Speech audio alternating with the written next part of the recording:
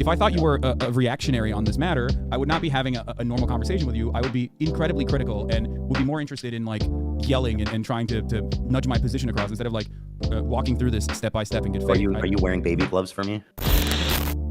And even after World War II, they had to kick out like 800,000 Germans from more than that actually from Eastern Europe, because they were like, oh no, if the war ends and Germany gets power again, they're gonna see a bunch of Germans living in the Czech Republic or Poland, and they're gonna be like, hey guys, you're Germans. What are you doing in that country? You're German. Don't you want to be part of the German country? Don't we want to take this line here and make it this line over there past you? And they're like, yeah.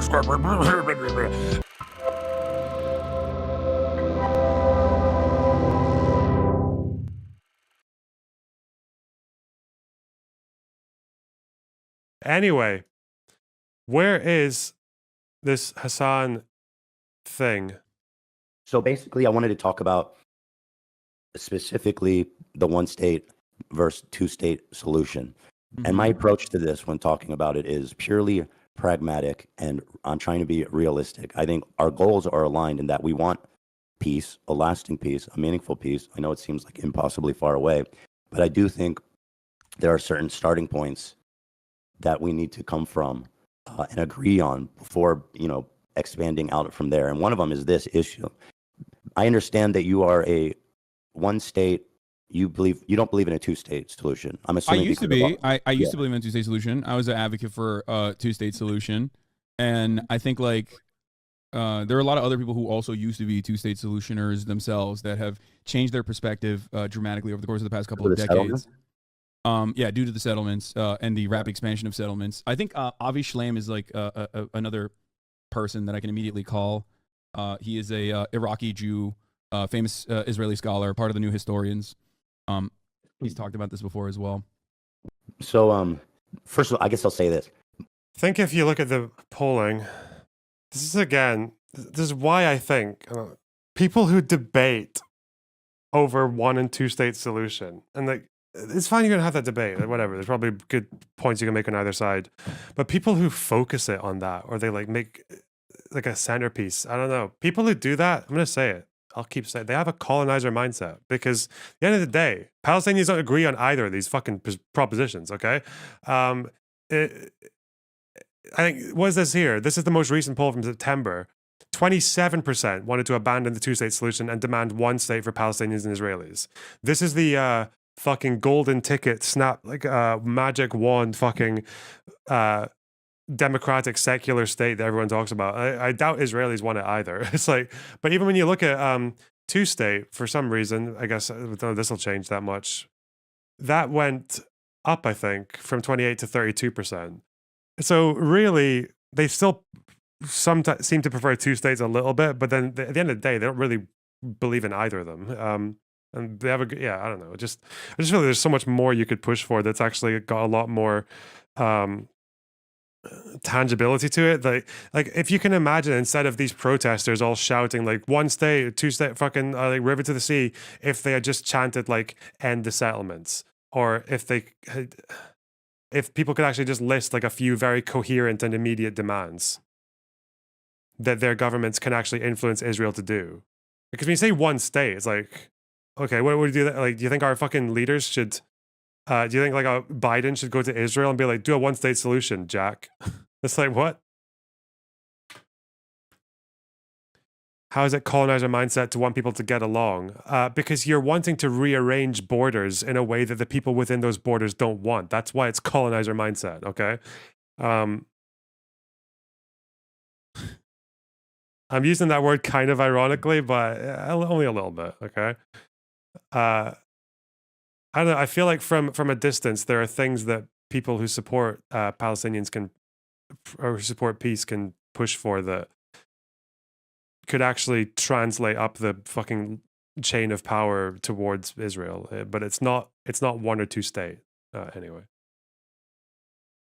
When talking about the two state, because I think if you pulled Palestinians and Israelis on stopping settlement expansion, I'd imagine you'd get a pretty strong number across both of them. You'd probably get a reasonable number from Israelis and a very, very strong number from Palestinians. So yeah, fuck it. I don't know. Solution. I'll agree that there cannot be a meaningful negotiation here without like basically fully dismantling the settlements.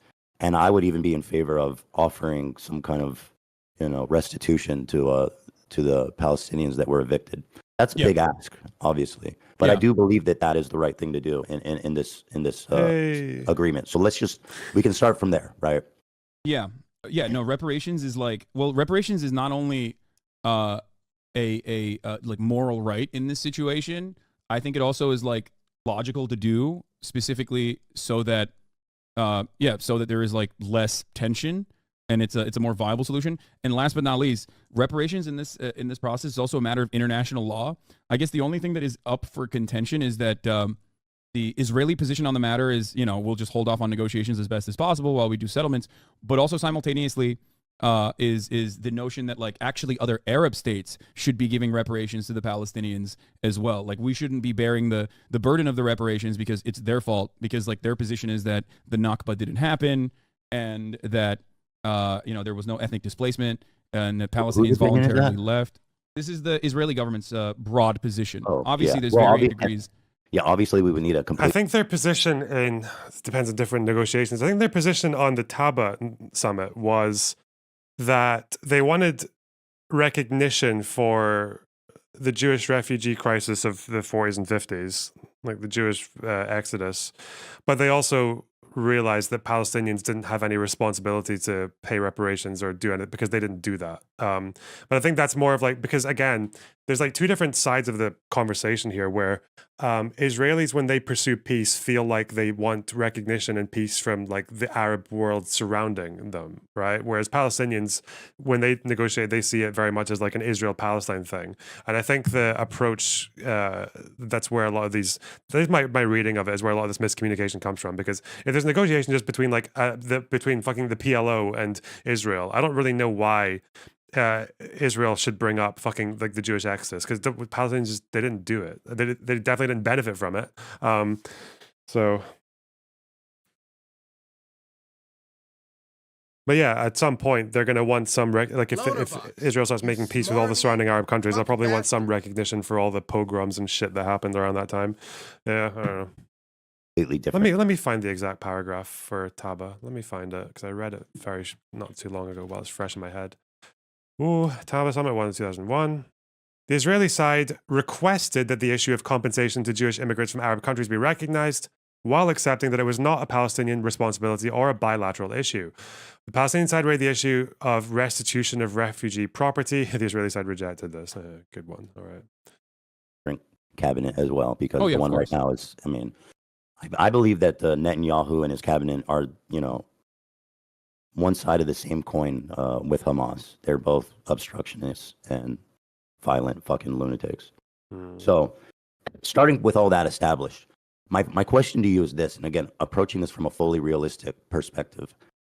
What do you think would happen in the region that would result in Israel conceding to a one-state solution? Oh, that's a great question. I think one of the greatest things that could happen in a one-state solution is that you completely limit, obviously we're talking about like a hypothetical future that is like very far away, where you completely limit Iran's power and exertion of influence over militant factions that are being currently used as a destabilizing force against Israel. The other states are not all that important, with the only reason why I talk about Iran is because Iran is the only regional actor that is like genuinely anti-Israel. They see Israel as an expression of Western influence in the region, and of course they will use, like, they have Hezbollah. Is that true? I don't know. Is Iran really the only anti-Israel faction? Which Middle Eastern countries have made peace with Israel? Egypt, UAE, Jordan, Saudi were on their. They're not really like hostile towards Israel. Like Syria, they're not. They're quite a while away. It's interesting though, because I think it's maybe one of the first times I've heard Hasan acknowledge the fact that it's a bit more international than just Israel-Palestine. Yeah. I wonder what would happen. I wonder what would happen if Iran like became a liberal democracy and made peace with Israel or whatever the fuck, and then just like, I wonder if Palestinians would just feel more abandoned, or if it would like, it would lead to it would lead to the kind of like rise in prominence of groups who are more amicable to peace. I don't know. Whatever. Another Iranian-backed Open Hasan's movement. chat. I can't. I know his chat's fucking insane. Okay, they're probably all saying racist, colonizer, IDF, murderer, wife, whatever the fuck. Yeah. There already is a one state. Like, the way I see it, the actual legitimate reason as to why I don't believe in a two-state solution any longer is because there is a one state, right? And that one state is an apartheid state. It's a constant Israeli occupation in the West Bank and constant control over Gaza as well, which has been a demonstrable failure for Israeli security, obviously. You and I agree on that. But my solution, basically, when I say I want a one state, is first and foremost a moral one, because I do want the end to the apartheid so that Palestinians can have, recognition, it can continue a life of dignity, have autonomy, and participate in a secular democratic process. Do you think Palestinians want a one state? So the thing that I tend to see at polling, or not tend to, I've seen it like a couple of times, is that if there's ever a question about one state and it's split up into a single democratic secular state for Jews and Arabs versus a one state, like a one Palestinian state from the river to the sea, the latter one gets a lot more support.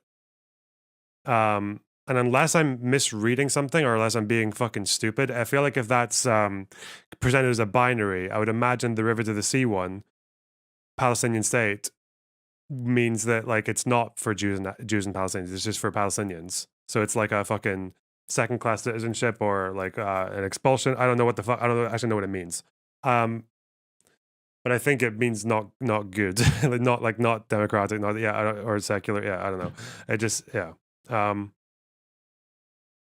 because there's not even any negotiation process on the table. We don't even know what if the leaders ever start negotiating for peace again. Like, we have no idea what even their starting points are going to be. So you're telling me if we were to lift the blockade and the wall around Gaza today, there wouldn't be more violence against Israelis? I 1000% look to what has happened in the past throughout history in similar formations where there was like a lot of things that we consider to be completely whenever he doesn't have an answer, he just kind of goes on this like completely separate paragraph that's maybe been triggered by one or two words that Ethan said, and he'll just go back to like morally unjustifiable.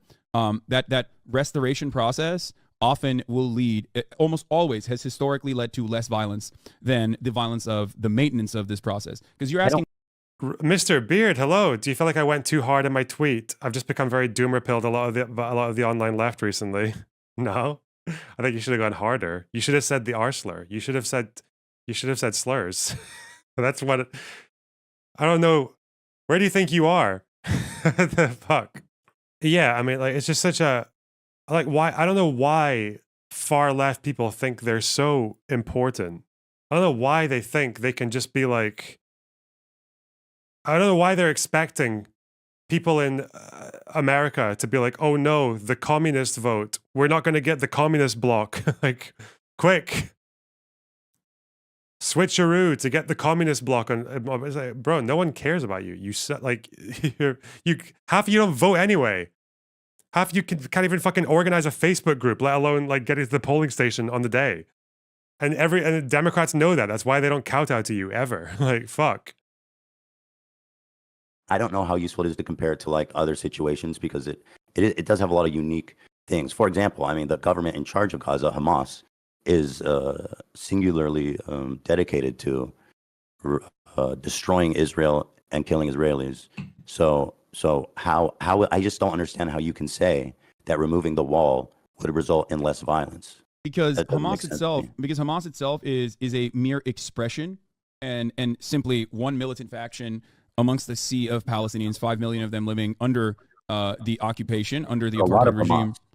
I know there's a ton of peaceful Palestinians, the vast majority, but there's also a lot of Hamas. Yeah, no. So if you're an Israeli, and you see someone saying we need a one state, that's the only solution.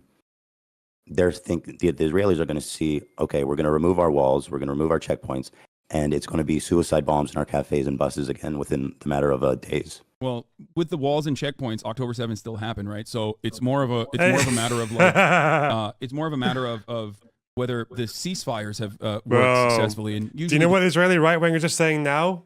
they're going up to the Israeli liberals and they're being like, look what you fucking hippie cuck bitch. And this is not my position, by the way. The Israeli right-wingers and their big fucking square jaws and their wide chests, they're going up to the little hippie liberals and they're going, look at what you fucking tree-hugging hippie bitch cuck socialists did. You gave them work permits and they used those permits to gather intelligence in Israel to know who was in each village and how you could fucking secure it and take it over and all that. That's what they're all saying. Yeah. God damn it. And then the liberals cry and jump in the toilet head first. I don't know. The ceasefire process is, even though it is led by Hamas on the Palestinian front, it's not good out there. It's still relatively successful. That's one thing. But I do think that comparing this to other historical events is important. The naivete of these like Israeli liberals as well, because like I feel like they've had this whole ethos of, I've heard people talk about this in this way before, is where they think like they had work permits so they could come into Israel and make loads of money and also see how nice things are on top of their granddaddy's old village, and then they go back into Gaza at night where it's shit. We thought things could be normal. We get along. It's like it's just like like that fantasy of these kind of like half measures, where you could just kind of get this kind of like paternalistic coexistence. I guess what Ben Shapiro calls the ethical apartheid. Yeah, it was never gonna. You were never gonna buy peace in that way. I don't know. Fuck. Important because, I mean, chattel slavery was truly a continued form of slave. Chill. It's not slave labor. Shut up. Imaginable, untold amounts of genocidal struggle, where African people were ripped away from their homes. You know the stories. I don't need to tell you about that. But then in the Reconstruction process, there was a similar fear that what if black people that were now newly freed would turn around and treat white people in the same way that we had historically treated them? No such thing actually occurred in that process. And as a matter of fact, the real violence that came after that was conducted by the KKK. A desperate attempt to restore the racial hierarchy, the racial pecking order in the South, was established by the militant factions. I know there were isolated incidents of, slave revolts where they kind of took over the plantation and killed the master and stuff. But I mean, like Nat Turner. Has there ever been a organized group of black terrorists that were, launching attacks on basically, I mean, civilian, I guess, whatever. Yes. But I mean, not, okay, who? When? Well, I just gave you one example, but then also specifically in apartheid South Africa, the ANC in the beginning of the 60s under Nelson Mandela decided to take up violent means because they had tried and exhausted all peaceful options of civil disobedience. Originally, they chose to oppose the apartheid by engaging in mass actions and trying to get mass arrests. Is he watching my videos? And dismantle the carceral system in South Africa. Now, I hope if Hasan needs to complete this story and also know that the ANC very much managed and tried to contain their worst excesses when it came to violence, because their whole thing was that they wanted to act in a way that was very agitating and very disruptive, but they also wanted people to know that like white and black people can coexist in South Africa at the end of this. Yeah, So that didn't work. Thousands were arrested. Then there was another riot where police opened up live fire and killed 69 black protesters against the apartheid from the ANC. And then after that, there was a shift into more militant resistance against the apartheid. And it's also this whole thing where it's like, because he's acknowledged Iran and all that, but then there's this weird binary that he's got. That was only the position after Mandela was released. I'm almost 100% sure that's not true. But you can show me otherwise if you want. But I think, because I even thought that the ethos, the sabotage ethos, had been adopted before Mandela went to jail. And I know that because he said it on trial. He discussed the adoption of violence on trial and the path that they took. So you bullshitted me. You're just... Unless you're just flailing. But I think if it were just Israel and Palestine, I think Hasan's whole thing would make a million times more sense. But, it's when you're not dealing with slaves or like black South Africans. You're dealing with a de facto government that's internationally backed by people who, are kind of anti-reconciliation and anti-peace. So, yeah. the violence from the ANC, just like the violence from the IRA in the Troubles, was not only, it wasn't directly against I was asking about military American slavery. positions. But the truth is, I'm not super. I've been learning a lot about Israel Palestine, and I don't know as much about like a South Africa apartheid. So let's just stay on, I guess, focus on the. Because I just, to be frank, I don't know what you're citing, so it's not helping me much. Well, the reason why I'm signing that is because you said, like, is there a way? And I'm giving you historic examples that aren't that far off, whether it be the Reconstruction period, but that is too far off if you don't want to think about that. ANC's actions and activities that put Nelson Mandela on the terrorist watch list until 2008 were against civilian populations as well. They engaged in. Okay, so listen, I'll concede that it's possible as a result of what happened in apartheid in South Africa, but in Israel, as it is now, I don't think you could convince a single Israeli that removing the blockade and borders checkpoints wouldn't result in immediate violence against them. And that's why I believe it's a non-starter. I don't think you'll ever convince Israel. Maybe I don't know this. I know the list of a bunch of white on black massacres in apartheid South Africa, like proper massacres where there's like 50 or 60 people dying, like peaceful protesters getting shot as they're running away in Sharpsville or whatever the fuck it was called. And all the millions of forced evictions. What was the biggest or worst period of black on white massacres in apartheid South Africa? I know the ANC killed civilians. They apologized for it, but they blamed it on bad training and like rogue actors. But what? Does anyone have an answer to that?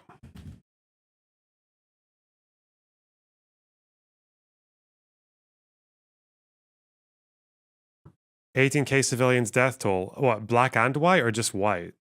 18,000 white people died in South Africa. Really? That's a lot. That's a big number.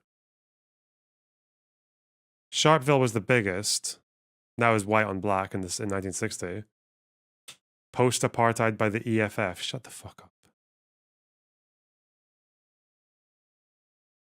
Just saying, if the biggest massacre in South Africa was 69 people dead compared to necklacing, I didn't ask you. You don't know what you're talking about.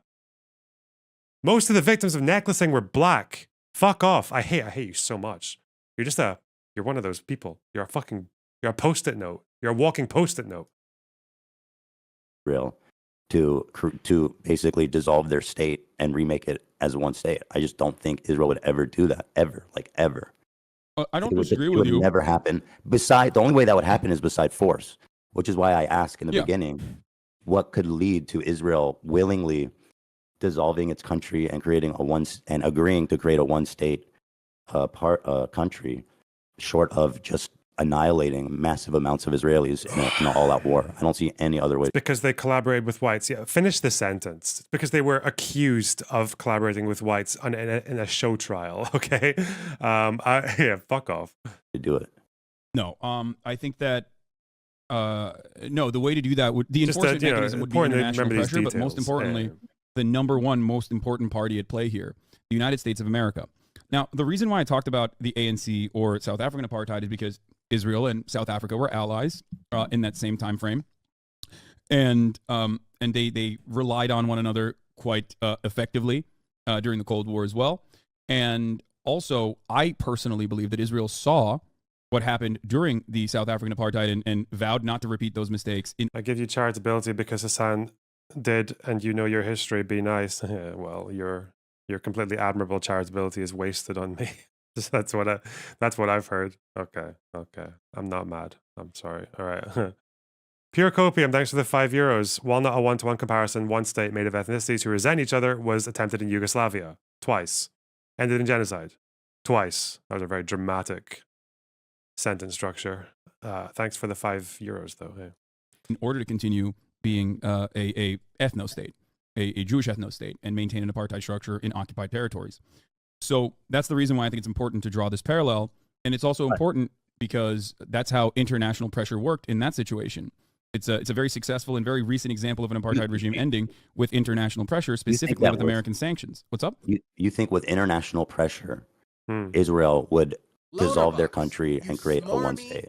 cuck With international bastard. pressure, Israel would do anything that, not even international pressure, but just American pressure. Israel will do anything that So America I think wants. it's important for you to understand that will never happen. And I say this not from a right or wrong perspective. I'm just saying this from pragmatically. I know Israelis. I've lived in Israel.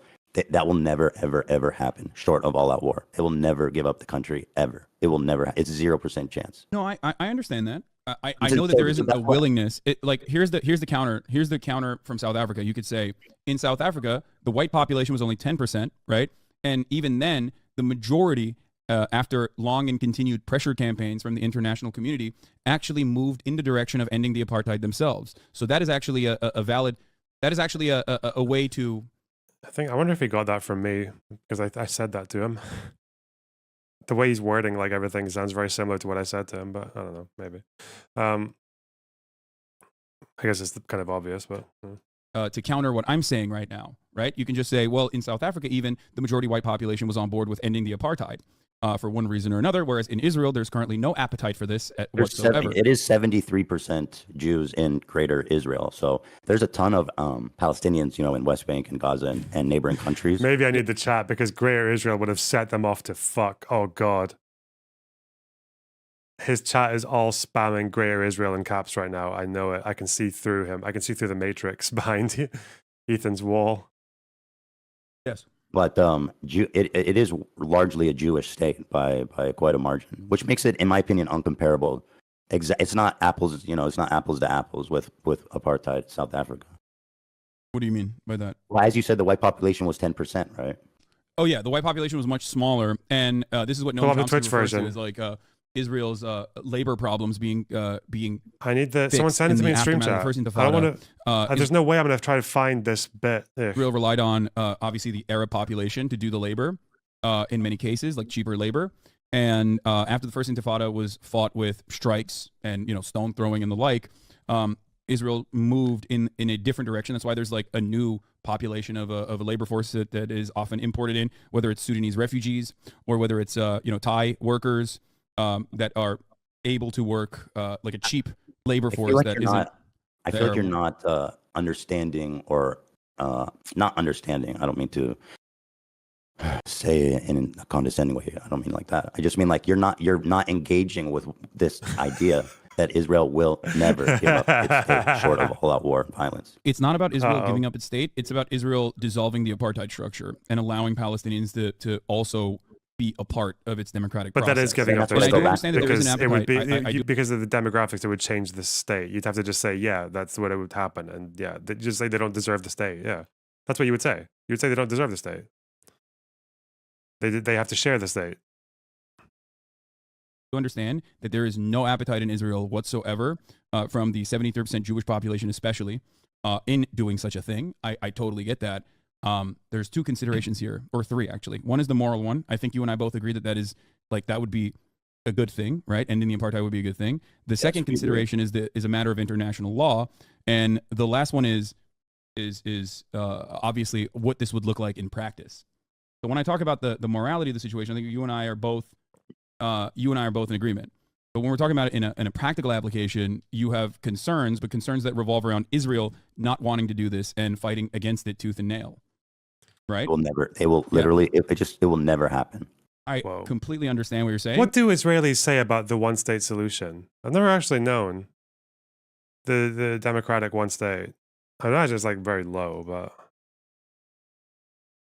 And it's also difficult because when they poll Israelis in one state, like some of them want it, but you get the caveat, and it's like fucking, like it's an apartheid state that they want. They want to make it one state, but they don't want to give voting rights. The one state solution, 36 among Palestinians. That was in 2017. It dropped since then. 19 among Israeli Jews. Oh, the Israeli Arabs want it though. That's interesting.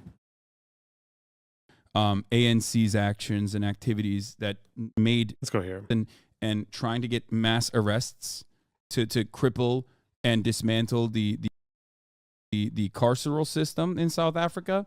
So that didn't work. Thousands were arrested. Then there was another riot where police opened up live fire and killed 69 black protesters Yeah. against the apartheid from the They did do ANC, and then after that there was a shift into more militant. How does the Arab-Israeli population feel about everything? They're very different, from what I know. It's like we saw those talks where they'll often say that they live under occupation, but then they'll usually describe just like the racism that they experience. And I think there's a surprising, I don't know the polling, but I feel like a lot of them, surprising number of them anyway, feel like they would rather live in a state run by Israelis than by Palestinians. But I don't know how prevalent that is. If that was maybe just like, because I got that from interviews, not from polls. But there was a really funny poll where they were asked what they would do if Israel got invaded by like a pro-Palestinian coalition. I think it was like more than half of them said they just wouldn't take a side. Okay. You know, Okay. another thing you have to understand is that a ton of the Israeli population are people who escaped the Holocaust. And when they came down there, they bring generations of paranoia and, persecution. And so there is, I believe, a widespread Here we belief held go. by nearly every Israeli that if the borders would dissolve, if the borders would come down, there would be a massive genocide against Jews. And that they believe that. And I don't know necessarily to what extent that might be true, but I can tell you for sure that that's what they hear when they think one state is basically a bunch of Israelis being massacred. Reverse genocide. That's what they hear. That's what they see, and that's why it will never happen. Okay, so the paranoia that people have, or Holocaust survivors have, especially, is I guess important for the practical application of the matter. But I'll give you an example of like the government moving in a direction that the people actually don't want the government to move in at the behest of the United States. So. Or even sometimes moving in the direction that people don't want it to move in, Okay. but then still engaging in it. Like the rapid settlement expansion is something that is often contentious and has been very contentious throughout time. I was going The to talk government about doesn't really Bush factor into Senior. considerations like what the broader liberal Israeli society thinks about the matter. They just keep building the fucking settlements and populating these areas, right? And the opposite has happened as well. In a time Like America can push some concessions. They could probably push concessions on settlements, things like that. I don't think they can push a concession that the Israelis don't want on dissolving their borders. I don't think you can push them to do that unless they want to, right? Am I crazy? I feel like you'd need Israelis to want that. You need to get to that stage. Yeah. time when, according to the Israeli Democratic Institute polling, I believe like what 80%. The question was about generational trauma. Believes that there's Yeah, no he need doesn't to care, yeah. consider Palestinian lives in the last siege in Gaza. The government has taken steps that some people would find to be inappropriate in opening up humanitarian corridors so that you can bring in supplies. Defense Minister Yoav Gallant was asked the question in the aftermath of the first day of the Rafah border. International BDS would do it. Just saying. Okay, just saying. Between BDS and the ending of apartheid, okay, it's very important. Hasan mentioned this as well. There was a referendum where the white population were asked, do you want to continue these negotiations around ending apartheid? 68% of them voted yes. The white population in South Africa, after all this BDS and all the fucking sabotage campaigns from the ANC, were given the option to keep apartheid going. They said no. Yeah. It's also a bit different because Israel doesn't, when Israelis think about one state, they don't just worry about retribution from Palestinians. They also worry about being made vulnerable to the rest of the Middle East and to other countries like Iran, like fucking South Lebanon, like Syria, that want them fucked off as well. So, okay, you just don't just say BDS like it's a fucking magic button and shit. Like, I'm pro BDS, but you just gotta, yeah, they're already yeah, even, yeah, I don't know, just chill. Fuck.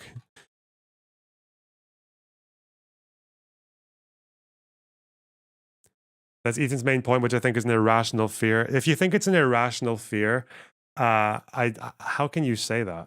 I don't understand. How can you say that? Because people say that Palestinians wouldn't be so like Hamas wouldn't be so aggressive towards Israel if you could free them and give them rights, and then they would have less reason to be radicalized. Okay, that maybe works for Palestinians, but it's like, I'm sorry, Iran is not an oppressed nation.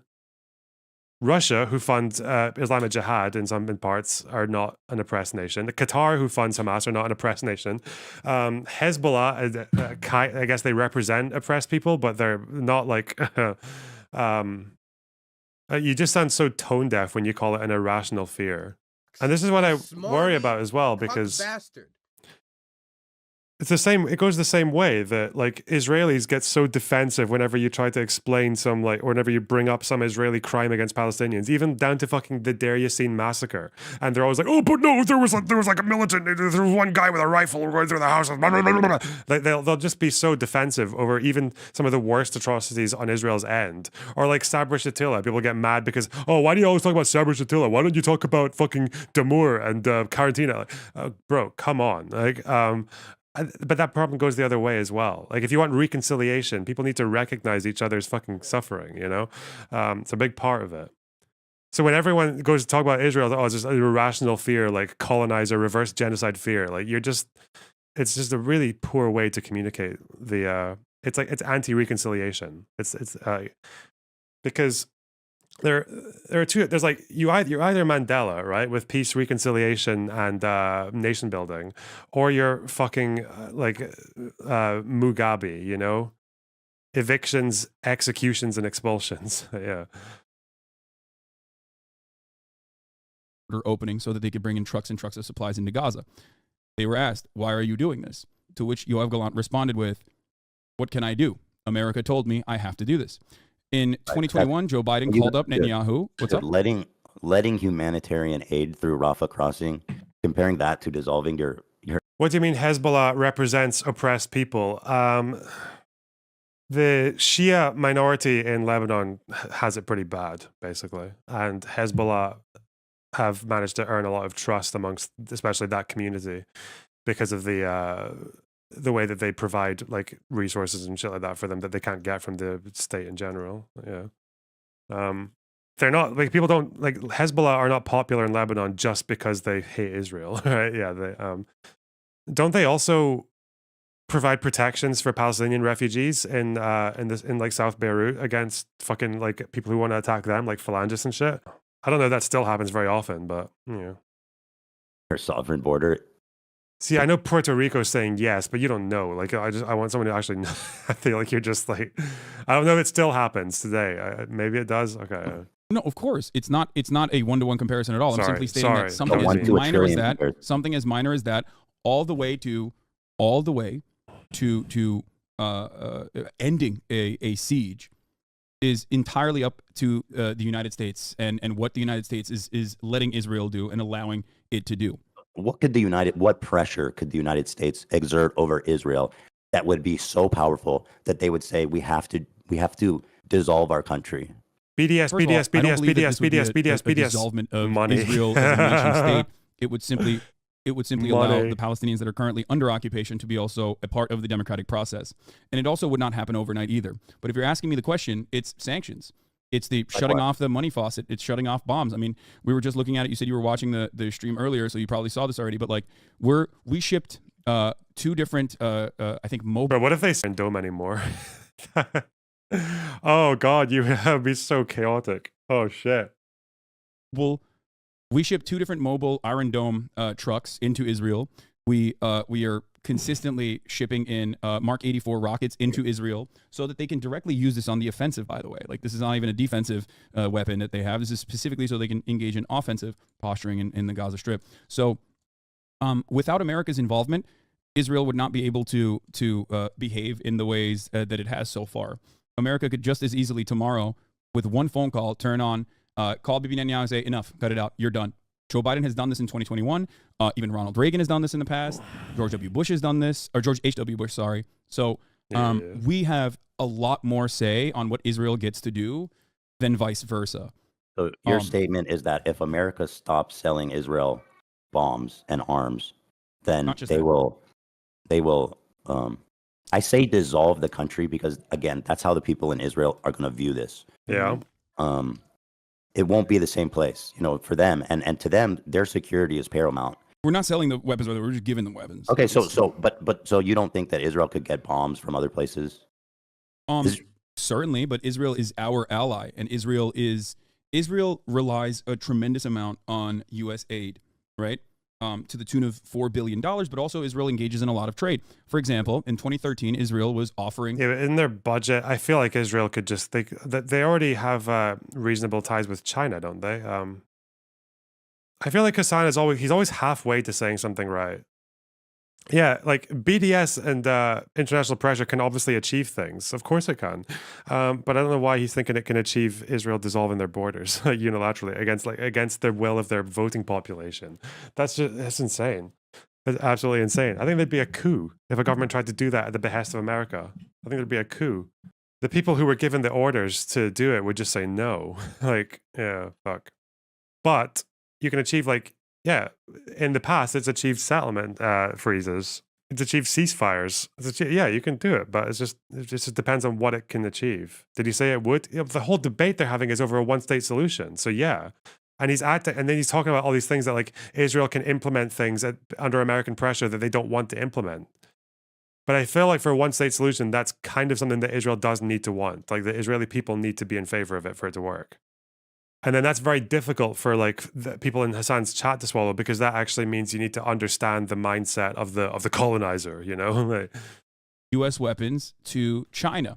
America stopped that, right? So Israel does have global partnerships, but many of those global partnerships are still almost entirely managed by the United States. So the way I see Israel is not necessarily like an independent nation state, but simply like an American state, a very important state too, not like fucking Montana, like an actual American state that Americans care about, more like New York. We love the people from Montana. We kid them, but we love them. But can a one-state solution be the end goal after doing other? Yeah, of course it can. Yeah, it can be. But he's not talking like that though. He's talking about using BDS and international pressure to do it against the will of the Israeli people, which is crazy. Yeah. But again, if it's the end goal, I feel like if your end goal is one or two states, you'd probably still advocate for the same things right now. You'd still advocate for Israel should recognize the damage that they caused in 1948. Israel should stop settlement expansion. You don't need to have a decision made up in your mind about one or two states in the back of your head when you're doing that. So that's why it's such a useless thing. Yeah, fuck. Just don't like it. Yeah. But so for that reason, America has complete control over Israel's trade relationships. Obviously, there's if you were debate, I feel like if a Palestinian leader emerged with a popular mandate and his big thing was we're going to demand one person, one vote. Yeah, that's probably that would have to be something very worth discussing, right? But that's kind of where you'd have to be.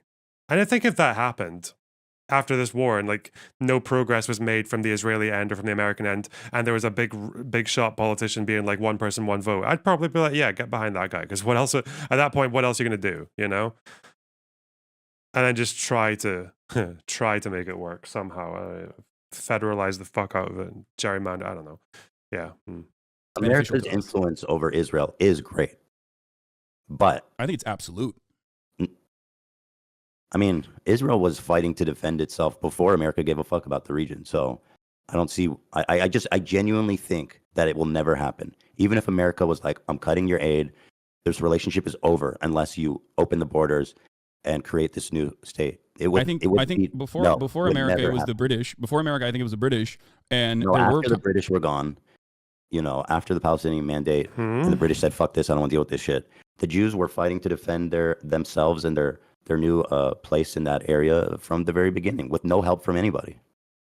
That's not true. They were shipping in weapons. Even under British occupation, they were still shipping in weapons illicitly. After British. Well, yeah, illicitly means they didn't have the British help and that they were buying it from Czechoslovakia.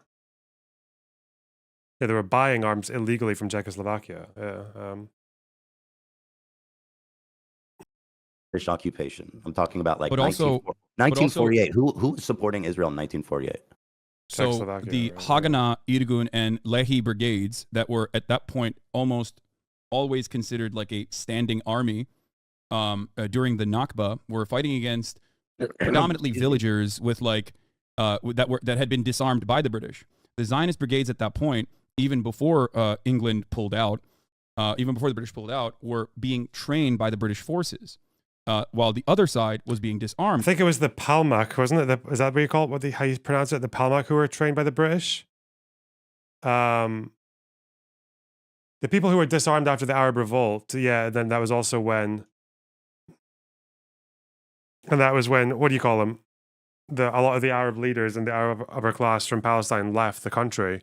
I thought Jordan was getting support from the British, though. They were getting training from the British for a period. I don't know why that stopped, but... Palmach was part of the Haganah. Okay, yeah. But that was the faction, that was the group that got the British training, right? It wasn't, yeah. They were the elite fighting force. Okay, okay. Oh, they had a logo. Look at that logo. Cute. Okay. Established in 41. But like the British weren't exactly a very good friend of Israel by the late 40s, no? Because they limited the amount of Jewish immigration. Bad logo. Yeah, fuck. Okay. By the British forces. That's why there was a it was Czechoslovakia under the table. Then, over the course of another reason, unfortunately, that there was a big asymmetry, apart from the disarmaments and the fact that like 40%, I think, of the Palestinian upper class, which would also be the middle class, because there was no middle class. Like the 40% of the Palestinian middle and upper class fucked off to other Middle Eastern countries like Beirut and Cairo and shit. And then after that, the other problem was that very, very early on, the Zionists were already involved in like building de facto like state apparatus, right? They had, what was it? It was like the national, was it like the Jewish Agency or something? That the British basically offered both groups to start establishing agencies that would prepare them for statehood. And the Zionists worked really hard at that, and the Arab leaders didn't, like Al-Husseini and shit, just like because they were. I guess that's like the big problem is that like modern Zionism was kind of like the Zionist movement was very modern, and it was very much like meritocratic, and they were already holding. I think they were already holding kind of like quasi elections in the Jewish settled areas before 48. Whereas the Palestinian leadership had this very like feudal nature to them, which is a lot more backwards. So. Because of like kind of like because of how it just was left over from the Ottoman Empire. I think that was a big problem as well. I need to know why Jordan stopped getting training and help from the British. But I guess that's just what happened because like the Zionist thing was newer, right? It wasn't like started as an offshoot of it wasn't started built like on the remains of the Ottoman Empire, like a very old empire, yeah. Are you saying Arabs are back? No, obviously not. Fuck yeah. It's just the nature of the transitions of power, you know? Anyway.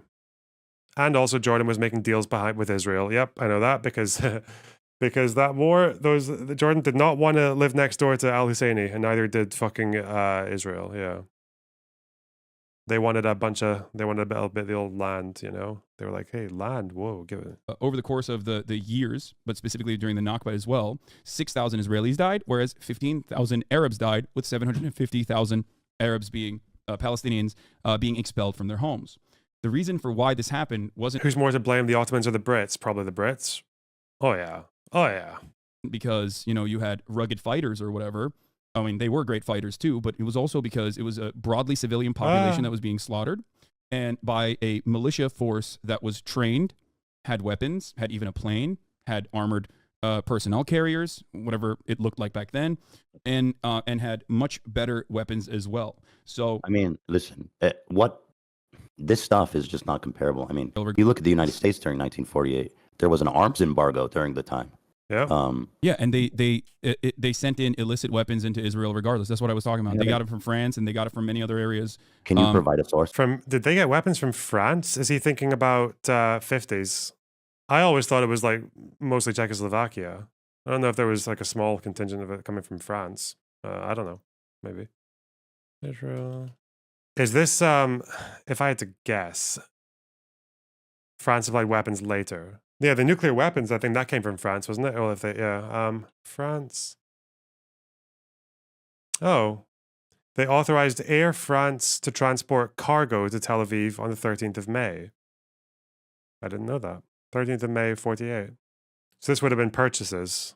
Suspension of arms sales to Syria, prevention of large arms sales to Swiss company Ethiopia. Authorization of Air France to transport cargo to Tel Aviv on 13th of May, allowing aircraft carrying arms from Czechoslovakia to land on French territory in transit to Israel. Oh, so the Czechoslovakia arms went through France and into... Oh, wait, so France didn't sell them arms. France allowed the cargo to go from Czechoslovakia into Israel. Is that what you mean? So it goes from Czechoslovakia through to France and then through to Israel. So France wasn't giving them arms or selling them arms. It was Czech arms that went... I think that's what it means, right? I wonder if this is Hasan trying to shoehorn in the idea, like he's trying to work backwards from the assumption that Israel has basically always been a Western European backed colony, right? I wonder if that's what he's trying to work from. I'm almost 100% sure that's why he's trying to squeeze that in. On that, because that's not how I understand it went down. Okay. I understand that they got some help and weapons from like Czechoslovakia was selling them rifles and shit. Selling it to them, you know what I mean? There wasn't a lot of countries that were willing to sell them anything, but Czechoslovakia. There was an arms embargo, which meant that they were acquiring illicit weapons. Yes, this is true. From many different countries.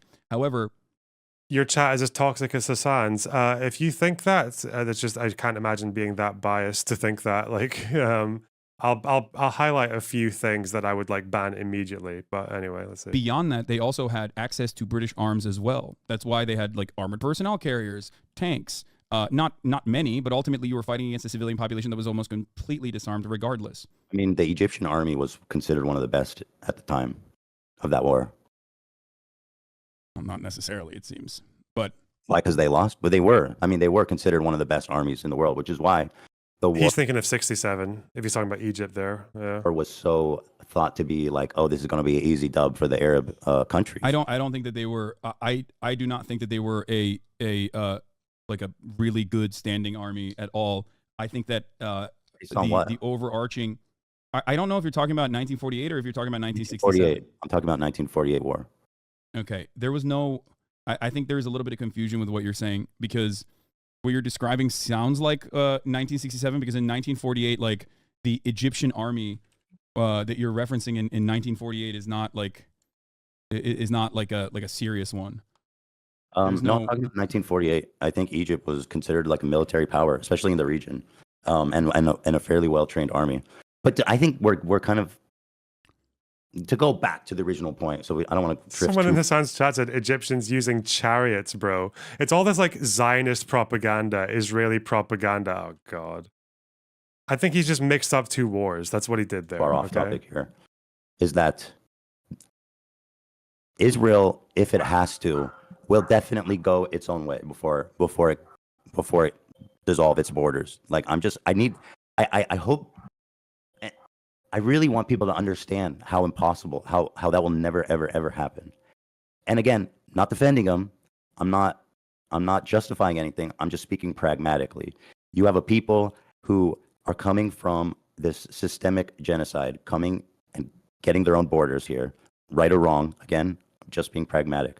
They have a massive, well-trained standing army of the whole country. They have Yeah, do you not remember? Maybe you didn't see it, but when Hasan was reviewing my video, there was someone in there asking if I have family in the IDF. Does Lonerbox have family in the IDF? Like I'm really important, and also lying about my dad and shit. It's not fake. Like quite a lot of them. It's calling me a genocide apologist and shit. It was crazy. It was absolutely insane, chap. Hey, look at this. Look at this this Neville Longbottom in here. This chat is so fucking unhinged. Not a drop of nuance is there to be had. Hasan, you spitting truth. Does Ethan understand how crazy he sounds? To be fair, have you defended Hasan like he did to you? Yeah. As much as I'm quite mean to Hasan, I went against people calling him a Russia Putin supporter because I don't think that's what he is. I don't think that's why he arrives at those conclusions. Same with people calling him I'm maybe reeling back on Hamas Piker now. Maybe we should probably do that. So yeah, because I don't like shoehorning people into positions they don't really have. You know, a means of violent resistance against an apartheid, right? So if it's not Hamas, then it's Hamas too, right? Hamas in and of itself was not a real entity that was even remotely popular in its formation, moving away from a charity group, an Islamic charity group that like literally was getting funding from Israel as well, to an actual militant group in 1988, to one that switched over to start using suicide bombs on civilian targets in the aftermath of 1994. So one thing I learned about Hamas, because it's easy to look at Israel and look at all the obstructionists to peace. I mean, Rabin, I think it was Rabin that was executed, right? By a fucking psychotic. And they were so close. They were so close to peace. But Hamas actually rose to prominence in opposition to the PLO peace talks. Yeah, that is why they came out, is literally to derail the peace talks. So and they went out. You're right. You're absolutely right. They went out and they started suicide bombing cafes and buses on a weekly basis, a daily basis, and they were successful, frankly. So Hamas, from their inception, has their singular goal is to not have peace, but to basically, there's no compromise for them. It's only kill everybody there, remove them all. You know what I mean? So let me explain this to you. This is actually, we are very close to having the exact same. Did you go over how Hamas was funded by the IDF? Who made Hamas, Ethan? He's so brainwashed. Ethan, guess who funded Hamas? Guess who propped them up? God, these guys, again, the implicit suggestion here is that Palestinians are retarded, right? You understand that, right? That Hamas became the most popular party amongst Palestinians, and what? That they fell for a psyop? Israel gave pre-Hamas a bit of funding before they were Hamas, when they were a charity. That's it. And then when Hamas started being a bit violent, they mostly focused on the PLO because that's where most of the violence was coming from. That's it. It's all they created. Fuck me. So stupid. Same understanding of the situation. So the reason why I brought up Hamas and its founding charter in 1988, which is like expel all the Jews, like kill all the Jews, or whatever the fuck they said, like the radical violent shit that they said in their founding charter, is because Hamas, out of all of the militant factions that some were violently resisting against the Israeli occupation, some of which were actually interested in a peaceful solution, like the one that you just mentioned with Yitzhak Rabin, the PLO, Yasser Arafat, the official recognition that that there was peace negotiations that would finally feature Palestinian voices at the table, changed a lot of Palestinians' minds on the issue. So Oslo in and of itself was already a non-starter agreement, in my opinion. A lot of Palestinians felt like that was fucked up. Like the conditions that were offered in Oslo were completely inconsiderate to the needs. I thought Oslo was very popular amongst Palestinians at the time. I think it's hard to say because so much of it didn't get implemented, right? Like the fucking, what do you call it? The third redeployment didn't get implemented. They were originally supposed to only focus on work on security settlements and not like territorial settlements. But then when Rabin died, he was like the last prime minister to make that distinction. Barak was fine with pushing non-security settlements. Source poll. Well, didn't Arafat win the first election by like 89% of the vote? And he was the one who signed the Oslo Accords? I don't know. I'd be so interested to see what would have happened if Oslo had actually all been implemented in the way that it was supposed to be. Because it just wasn't, it just wasn't. 89%, yeah, this was the guy who signed the Oslo Accords, 89% of the vote. It's like a fucking Syrian election. Yeah, the hotel activists come into soaring in, paragliding in from the top of the Hamptons in Cairo or whatever the fuck Tunis, yeah. After Rabin. Yeah. I think Rabin had a commitment to leave the settlements alone, apart from the ones that had security justifications. But no other prime minister stuck to that commitment, as far as I know.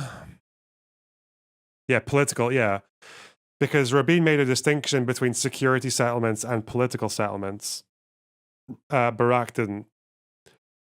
There was also supposed to be 3 redeployments from Israel out of the West Bank, but they'd only completed 2 by the time Camp David summit happened. Barak wanted to hold back the third redeployment to use as a bargaining chip for more land, basically. Yeah. So yeah, it was just, they were kind of, and you can make an argument against the Palestinian leadership as well, because they didn't fulfill their end of the commitment with disarming militant groups and shit like that. I think that was the failure on their end. But that's also, it would have been very hard to do that, because after that Goldstein attack, it would have been very unpopular to go after armed activists. So yeah, fuck, I don't know. Eek. But I don't know the full crux of the argument that Oslo was a non-starter. I don't know what that means. But I wonder what Beast Process would say about that, because I know he doesn't like the Oslo Accords. But I don't know if you'd call it a non-starter. That would be interesting. Like, it definitely, one of the problems with Oslo was that the way it had to get like put into place with splitting up those three areas was that a lot of it actually made life a lot more obstructed for Palestinians rather than living under occupation of one force. But then I'm like, how else would you go about the transfer? You know, I don't know. Do you think a lasting peace is possible while Hamas is in power? I think that in order for Hamas to actually be dealt with appropriately and for it to no longer exist, the major goal of Hamas needs to be eviscerated, which is a secular democratic republic would completely destroy any kind of legitimate need for violent emancipation. It's over at that point. There's no, like, without the apartheid, there's no reason for any of this to exist. You're saying if they lift the blockade, Hamas will But that's the problem, is like Hamas are backed by people who are not living under apartheid, who still have the goal to destroy Israel. So it's, yeah. dissolve. Hamas in and of itself is already not a very popular entity, both in Gaza, but I guess ironically a little bit more popular in the West Bank as they're quite popular in the West Bank, I think. Passed by. The only group that is less popular than Hamas in the eyes of Palestinians, however, is the Palestinian Authority. To me, this is Israel's arrogance. The way that the Israeli governments under Netanyahu and under even more peaceful, supposedly more dovish leadership like even Ehud Barak, the Palestinian Authority has always been used as a part of the Israeli security apparatus. The Palestinian Authority collaborates with the Israeli government. They actually give up resistance members. They literally give up random Palestinians to the Israeli government so they can be unlawfully detained. This, what was Ethan's question? Has created in the minds of Palestinians a anger towards like the one group that is supposed to be collaborating with Israel.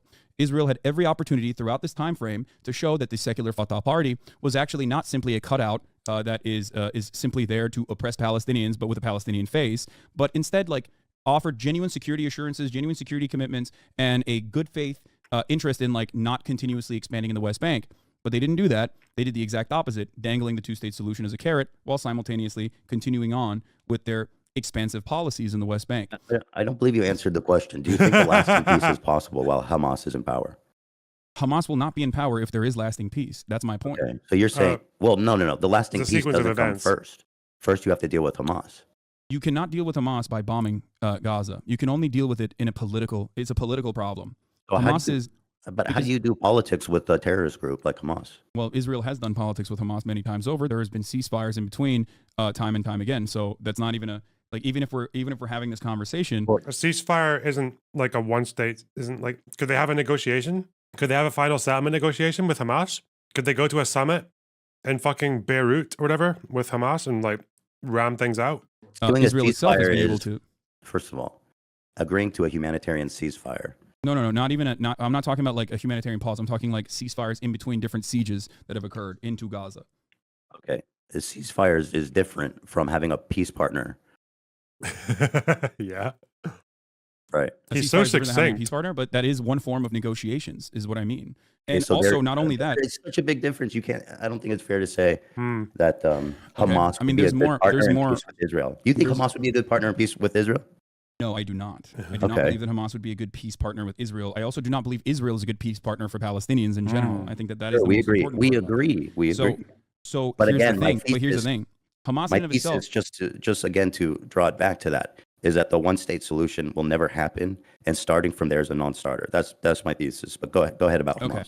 So here is what is important to understand, and this is not just my assessment. This is the assessment of the likes of Norm Finkelstein as well, and it's backed by actual sentiment expressed by Likud. Ethan's always been a rat, a down rat. Party members, but of course Benjamin Netanyahu too. Hamas's and its existence as a violent Islamist fundamentalist cutout greatly benefits thwarting any kind of Palestinian nation-state project. This is not my design. This is the design of the Israeli government. This is something that Benjamin Netanyahu has openly mentioned time and time again as well. Last time around in 2019, where he said, if you want to thwart a Palestinian nation statehood, what you must do is only govern against Hamas, because everyone sees them as terrorists. Everyone sees them as violent Islamist fundamentalist terrorists, and we can always deal with Hamas because we control how high the flames go. Who else is there to talk to? There are plenty of first of all, there are actual leaders within the Palestinian movement that you could prop up, like the Palestinian Authority, instead of utilizing Fatah as that's what that's what they want to do. But like, I mean, no, they don't want to do that either. They want to. I think the goal is to remove Hamas and install the Palestinian Authority. But yes, but Palestinian Authority is deeply unpopular and is seen as a puppet of the.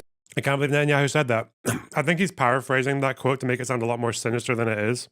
What's definitely true is that Netanyahu allowing that money to go through to Hamas via Qatar absolutely was him thinking that he was keeping Hamas quiet.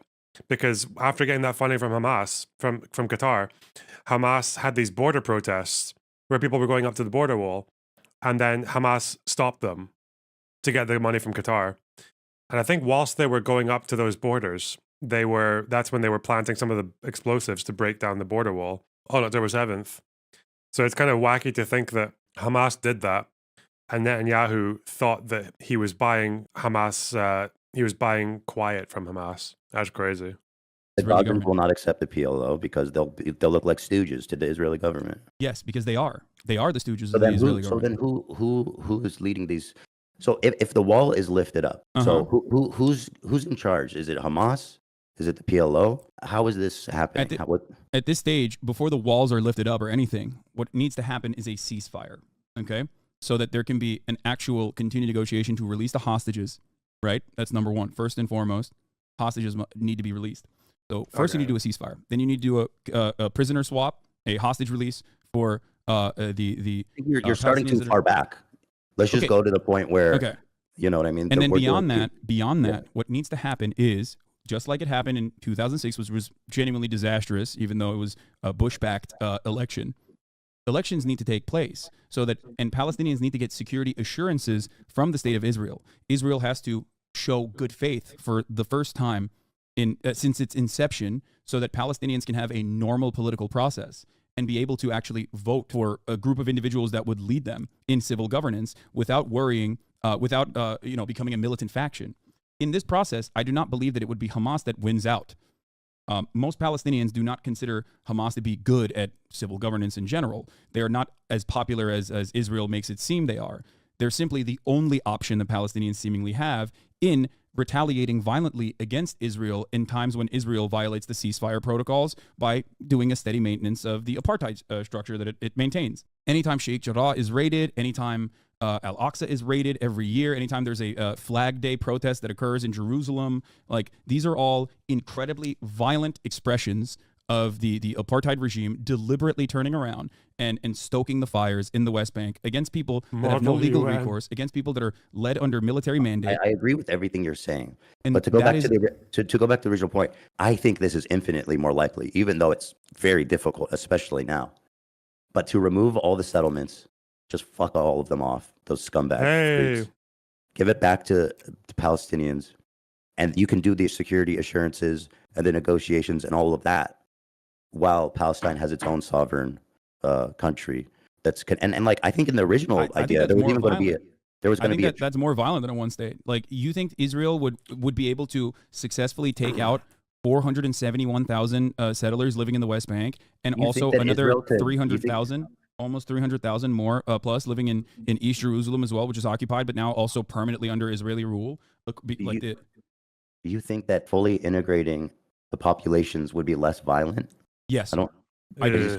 Dude, there's no way. Like, all it takes is one thing. We've seen this time and time again. And wait, are people who are pro one state, do they just want the settlements to stay? I don't think I've ever heard that before. I mean, I guess it would be like not difficult. You could, but would they want that? No, Hasan's just a numpty. I don't know. They want the settlements to stay, but all the Palestinian refugees return. And then it's just like a fucking 75-25 demographic split or whatever. I don't know. or they wouldn't be called settlements in one state. Kind of weird that like settlements would just, like the illegal settlements would just stay, like all of them. What would the election maps look like in that one state? You'd have to just like gerrymander all the way through Area C and have like each bit in between area, like all the Area A and B bits would be just like, whoa. The settlements would stay, the settlers would go, but that's not different from two states. That's not different from the prerequisite for two states. If you were one state, yeah, I guess you'd have to do like, oh god, it's just fuck. I feel like you would want to roll back settlements to start negotiations, to start negotiating for either one or two states, because they interfere with the day-to-day life of people who live in the West Bank. They disconnect communities, and yeah, you'd have to fuck them off, even for one state. How would right of return work now? The displaced Irish were 700k.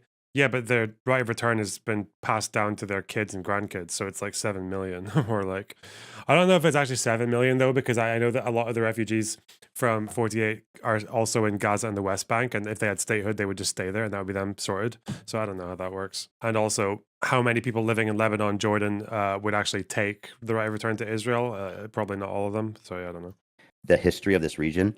Like, it just takes one thing of like a bunch of psychotic Jewish fundamentalists going and doing horrible fucking acts, and then the Palestinians respond by doing horrific acts, and then you got to all out. It takes so little to create all out war. It's I agree. So little, dude. I agree, which is why there needs to be an international presence and a steady steady pressure to ensure that that there is political pressure applied on specifically the Israeli side to ensure that there's a lasting peace process. This has happened time and time again. It happened in the dissolution of the apartheid state. It happened with the Good Friday Agreement that ended the Troubles.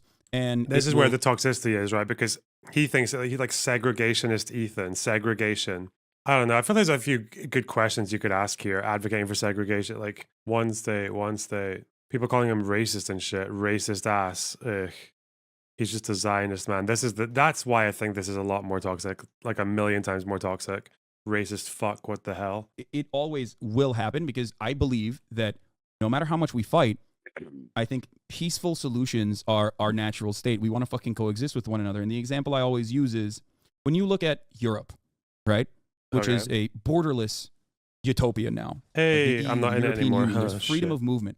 Those guys have fought one another since the cousin fucker days for far longer than they've actually peacefully coexisted with one another. And now it seems impossible to think of a time when these guys would kill one another for 100 years, right? I mean, World War II happened not that long ago. The Holocaust happened not that long ago. And now when you think about it, Germany can peacefully coexist with all of the other surrounding countries. So is that the timeline we're on, like 100 years or something? It would take multiple decades, but it's not like, I mean, it happened almost instantaneously after World War II. I mean, when you look at... But I guess the thing with like securing a lot of those European borders over time also meant a lot of ethnic cleansing, right? Because what would happen was there would be like fighting between two nations or three nations, whatever.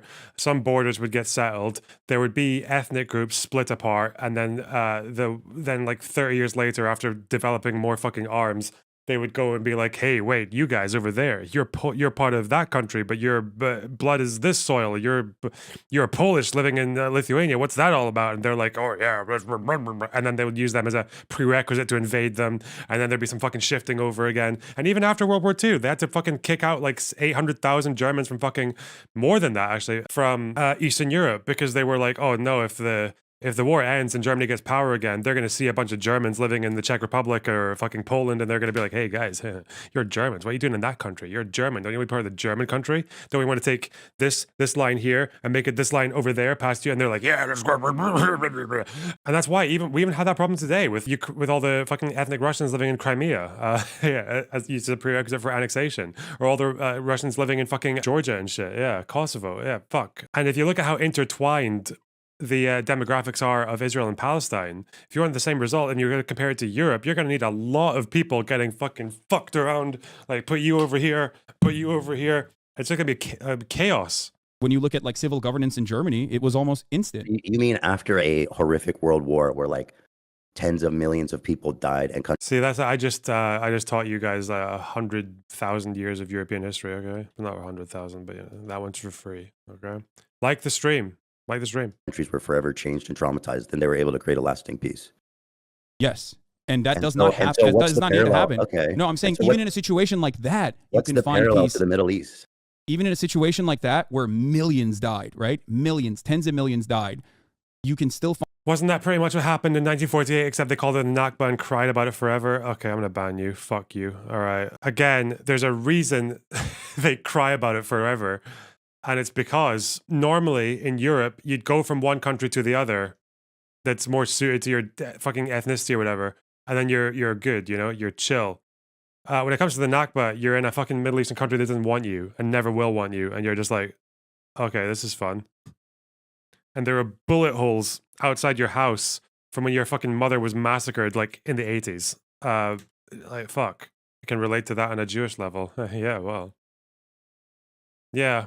It's like, at least with the German settlers had somewhere to go, right? At least like when fucking Poles and Lithuanians and whoever, the French people were getting fucked around all over the place and borders fought over, like putting them in the, bringing them into the country that they're part of, like that. Yeah, at least that they generally had a place to go. But if you were Jewish, you didn't. And if you're Palestinian, you don't. So they have that in common, actually.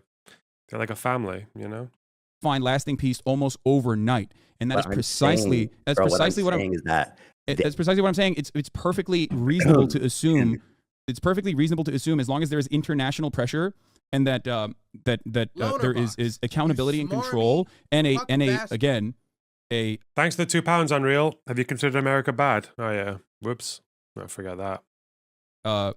A committee designed specifically to dish out. I will never apologize. War criminals on both sides, according to America's the bad. International Criminal Court. When there's a Truth and Reconciliation Committee in a similar capacity to the aftermath of World War II, and there's reparations afforded and a right to return to Palestinians. Damn, I thought I was catching up with Denham's view count. She's on 1.8K and I'm on 1.6. I was on 1.7 for a minute.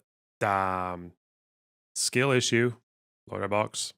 There will be no need for violence. This has happened in the past, and it can happen again. It seems unlikely because we're very conditioned to thinking like, oh, what is going on right in front of my eyes is exactly how things have been in my lifetime, and it can never change. Except it absolutely has changed, and it absolutely can change, and it will change. And that's why I use other historic examples like I mentioned, you know, Ireland or the ANC and apartheid South Africa. These happened in our lifetime. If you look at peace in Europe, I think this was possible. Two problems. Ireland was like, first of all, there was a very keen negotiating partner when it came to Ireland for the Good Friday Agreement, but also Ireland was two states. Ireland was a two-state solution. Northern Ireland and the Republic, no? Okay. Possible from rising from the ashes of a ruined continent where unspeakable horrors that people didn't even think were possible occurred, capped off with a nuclear bomb. And by the way, Europe, the characterization of Europe as a utopia is interesting. But I want to say this. You saying sanctions against America or sanctions against Israel, you think would influence Israel to drop their borders. How have sanctions against Russia been going? Thank you for saying that. Russia is a foreign adversary that has always positioned itself with the full knowledge that support from America, or a trade relationship with America is always on an uneven footing, right? So Russia, as an economic power, has never had to rely on America being able to meddle in their affairs in any meaningful capacity. Sanctions against our enemies, our foreign adversaries, oftentimes do not work. As a matter of fact, it's a means to galvanize the existing regime and its brutality. It doesn't work against Iran. It doesn't work against Russia. Israel can forge the same alliances. No, you think China and Russia and North Korea and whoever the fuck else gives a fuck? You know what I mean? No, it can't. I don't think so. It can and it would. I don't think so. Okay. Especially because look at the quality of life in like a North Korea, for example. If you're permanently isolated from the rest of the Western world, right? It's not something that Israelis that are used to like a relatively comfortable existence, especially like one that with such close association to the Western world, would ever be on board with. Dude, Israel is extremely resourceful. They've proven that from their inception. There's no way they will ever. Cook, bruh, thanks for the $4.99. Do you think Hasan is gaslighting Ethan here? It's not like gaslighting. He's just kind of.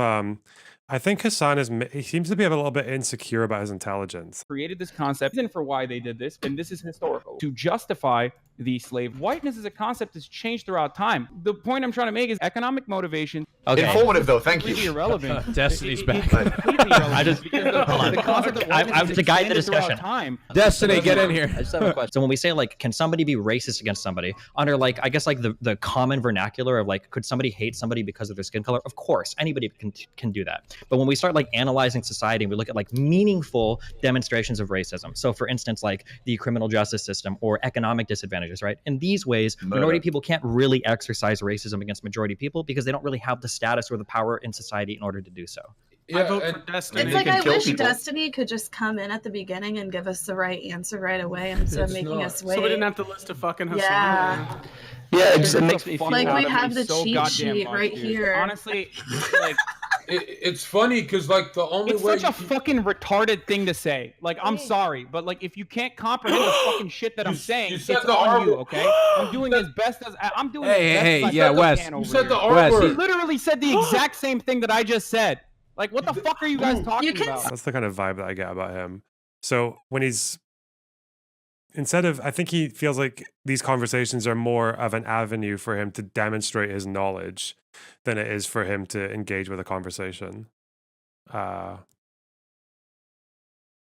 the result of that can be gaslighting. People don't really know when they're gaslighting, but I guess I don't know. People are saying it'll come up. Okay, sure. Just doesn't Again, happen. I want to emphasize I'm not moralizing anything I'm talking about. I'm just from pragmatics, because like I don't know if you in 1981 America was giving Israel almost 10% of its economy. Okay, in 2020 the current aid they're getting is about 4 billion. Is that right? It's more than that, but I mean, just the Let's just say the military aid alone is 4 billion. Yes. Okay, that's 1% of their economy. Yeah, that's 1% of the economy is massive, especially when you're thinking Not about enough for them to fucking remove their borders. Not even close. No, 1% of the economy is huge, Ethan. So 1% think about it this is way. enough. Think about it this way. Lonerbox Live, I unsub to Hasan after this conversation. Damn. Damn. The UAW strike was the UAW strike on the big three was slated to eat away at I think like what 5%. Yeah, all of the it's not the 4 billion. It's like 3.6 billion or some shit, isn't it? But that's the whole budget. It's not just military. I don't know why he said that. Unless I'm wrong. No, I don't. Fuck, I need that much money. Why is the Lonerbox aid fund so pitiful compared to Israel's budget? Why? We need to catch up. We're never going to conquer. We're never going to come in through the tunnels, surprise attack with this military budget. All of the states. Like that would have been devastating. It would cause economic collapse. And sanctions don't mean just like the direct aid. Sanctions don't mean like direct. Sanctions don't necessarily just mean like all the weapons that we're giving. 3.8 in military program aid. Okay, to Israel. Enough. It also means like stopping companies from working with Israel as well. Like this is how sanctions operate. I feel like, in a sense, Israel's become, they really, with the amount of tech and like inventions and IP shit they have, I feel like it would be really hard for a lot of companies to sever those ties. And Pegasus is just one good example of it. Yeah. I understand what you're saying, but it absolutely can happen. It's 1% is enough to convince Israel, who is afraid that there'll be genocide. No, 1% is just the weapons, the amount of weapons that we're giving, because it would be significantly more damaging to their GDP. Here, this is a good take. Yep, Polygon Primitive says the 2008 collapse was a 4% GDP contraction. So like that was that led to the 2008 collapse. 1% is simply just the weapons that we're giving, like the Iron Dome and things of that nature, like the Tamir interceptor missiles and stuff. So beyond that, it would be far worse than that. Does he really think America should stop giving Israel the Iron Dome? To stop funding that? I feel like that's probably one of the most defensible Israeli fucking military piece of equipment. I don't know. But also, before we even talk about like Israel's economy with American contributions, according to the Financial Times, Israel's economy is slated to collapse already. I think Standard & Poor's warned Israel even before the bombing campaign started that if they were to try to maintain a steady occupation of Gaza, that their credit rating would change dramatically because 300,000 reservists and all of these Merkava tanks and all of the rockets that Israel is utilizing, no matter how much America gives them support, is obviously is obviously going to have a long-lasting and damaging impact on the Israeli economy. So even without like Israel's economy at this moment is already in a troublesome situation, even without boycotts and even without sanctions, just simply on its own. So I don't think that it's as I don't think that the situation is as. Again, you have to acknowledge that to Israelis, the dissolution of its border is literally the genocide of them. They will all die. That's how they feel. So whatever percentage you think matters, if it's 1, 2, 3, 4, 5, I cannot emphasize how fucking little it will matter to Israel ultimately if the question is dissolve your borders. It will never happen, ever. They think if they do that, they will all die. What is it? The feelings of Nazis do not fucking matter. Who gives a fuck, Ethan? Bro. So let them genocide, I guess. Oh, it's all these... It's no wonder people are so irrational when you're just using these kind of terms all the time. You must think like... Oh, God. That's the perception in Israel. That's what they think, and you cannot convince them otherwise. You can't. No, slave owners, and you can. I think you can, especially because, like I mentioned, why this? Why this post? Why do people post like this? How is this a young person thing? Is this like an under 18 thing? It must be. How do people bring themselves to say it like 4 or 5 times? Is it because the chat is so big, or you guys don't talk like that? Why do people talk like that? ADHD posting. Look at here it is as well. It's crazy. I would have thought it's a lot of university kids watching him, yeah. Because school kids don't give a fuck about politics. I thought it was you do your first year of social sciences and you think you're really smart and you watch Hasan. That's probably what I thought generally happens with this community. And occasionally you write a thesis on him. Oh, God. This is an Adderall shortage in the United States. Yeah, God. No, I have not, Ethan. But I'm not talking about. Do you know what the Israeli perspective is? I do talk to my Israeli counterparts. I've talked to Ofer Kasif. I talked to. Have you lived through daily suicide bombs in cafes and bus stops? As a matter of fact, I have. I grew up in Turkey, but that's a different point. Okay. Yes, I have experienced that 100%. Okay, in Israel. Wait, was there like a Kurdish fucking intifada in Turkey? Lonerbox, you smarmy cuck bastard. Okay. When?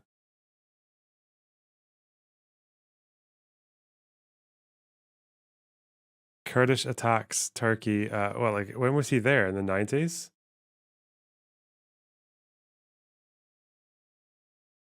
How often were there Kurdish suicide bombings in Turkey? There were like 3 when he lived in Turkey. Okay. God, I could claim some of the Lebanese attacks, couldn't I? I could blame some of the bombings in Lebanon now.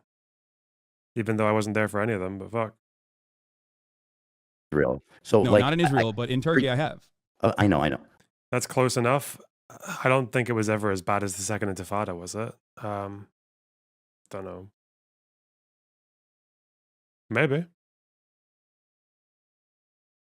When I look at the number of deaths for these attacks, you're like 96. So 9, 5, 6, 2, 1, 2, 1, 1, 1, 1, 2, 1, 2, 1, 4, 2, 28 in 2003. That's pretty big. 31. Tunnel Fund. Thanks, Brian. How many bombings were there in the Second Intifada? Casualties. October events, October 2nd, October 6th, October 19th. This is all in 1 year. 30th, November 2nd, November 8th, 13th, 13th, 20th. 21st, 22nd, 8th, 21st, 31st, January 2001. I mean, bro. June 18th, 2.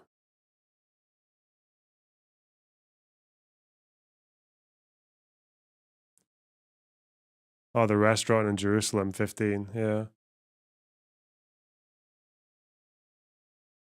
There's quite a long.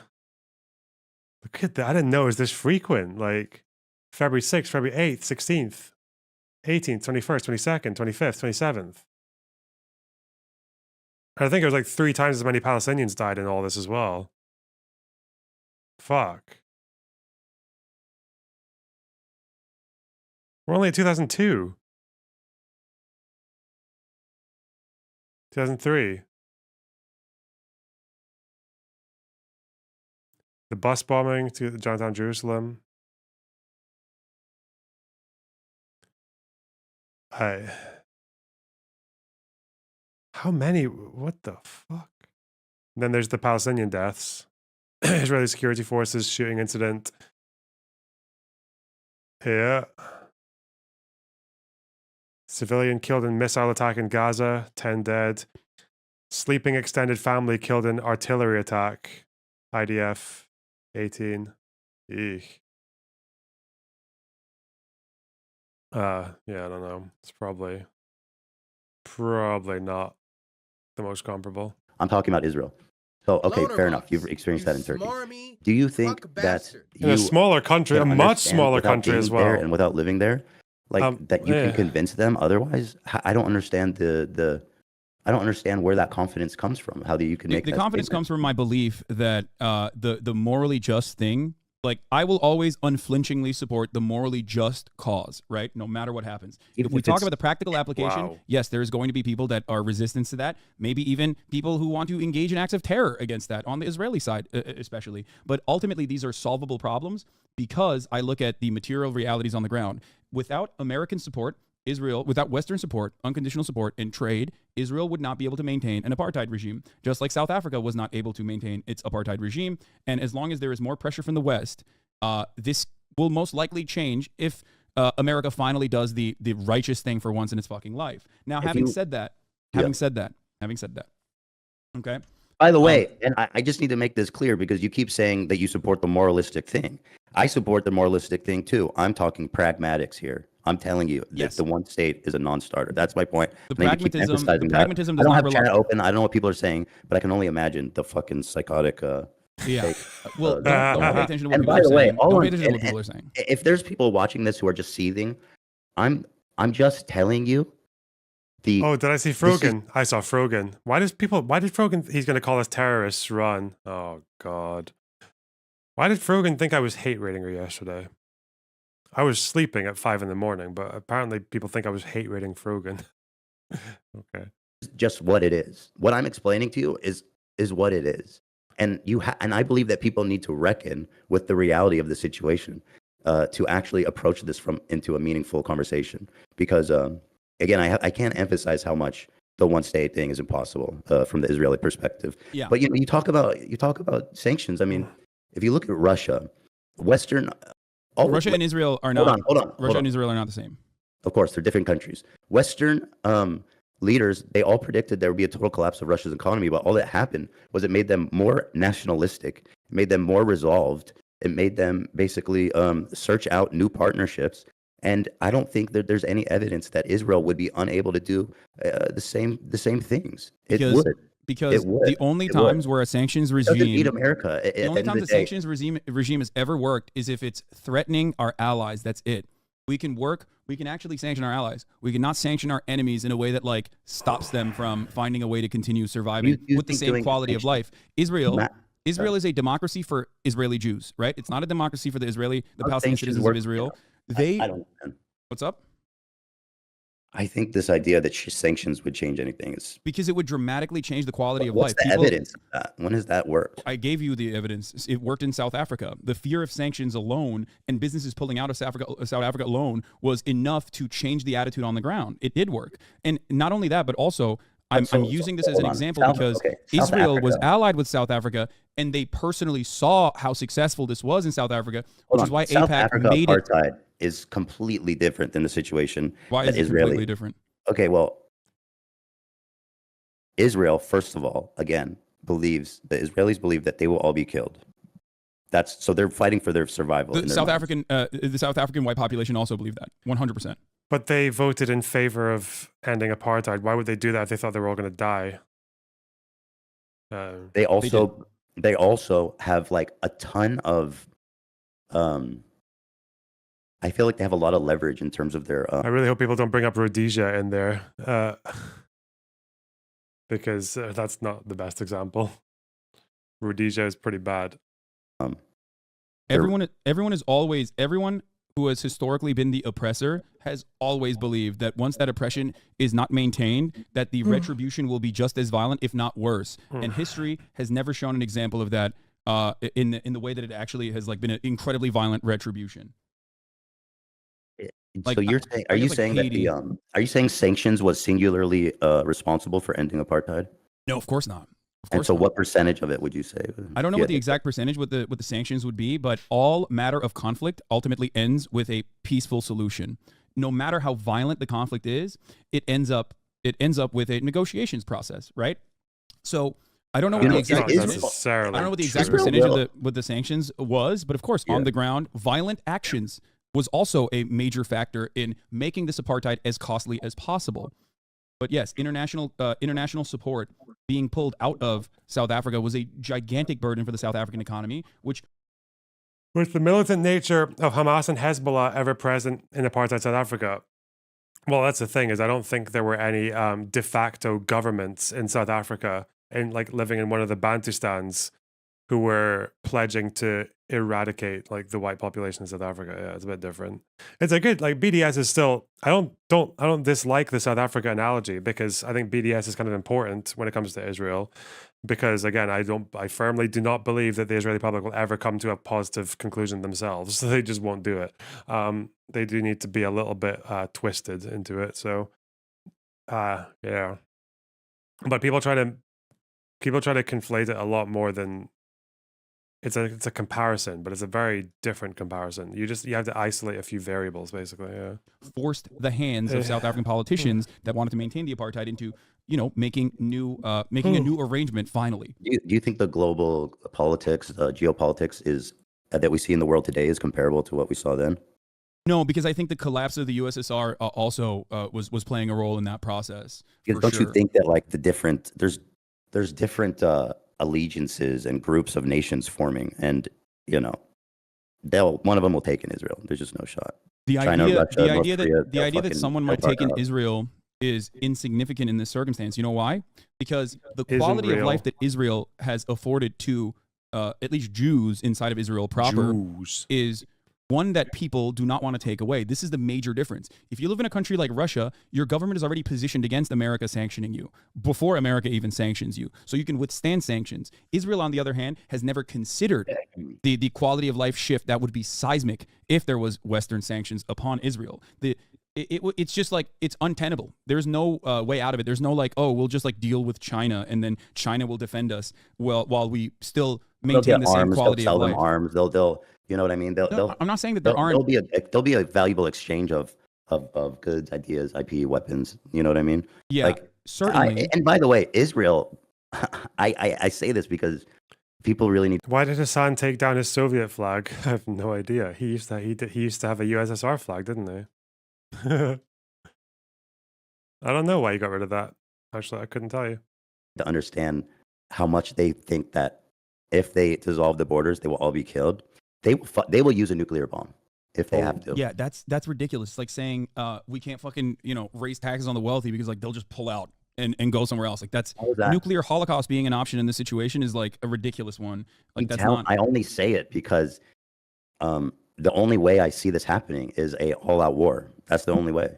And Israel, in that case, if they were on the back end of losing an all-out war, they would use a nuclear bomb. By the way, as far as the apartheid regime goes, I believe Israel was one of the countries that actually continued to support South Africa through the embargo. I know that. They had a but joint... It didn't work, right? Like at the end of the day... I'm not defending Israel. I know Israel... I'm not saying this to defend Israel. I'm saying it didn't work. They had a joint operation with the South Americans to build nuclear bombs. I know. They love them. Thank you. So I'm not... No, that's not what I meant. The reason why I mentioned that is because South Africa had allies as well, but they lost Western support. And when you lose Western support, you cannot... Israel's not going to give them...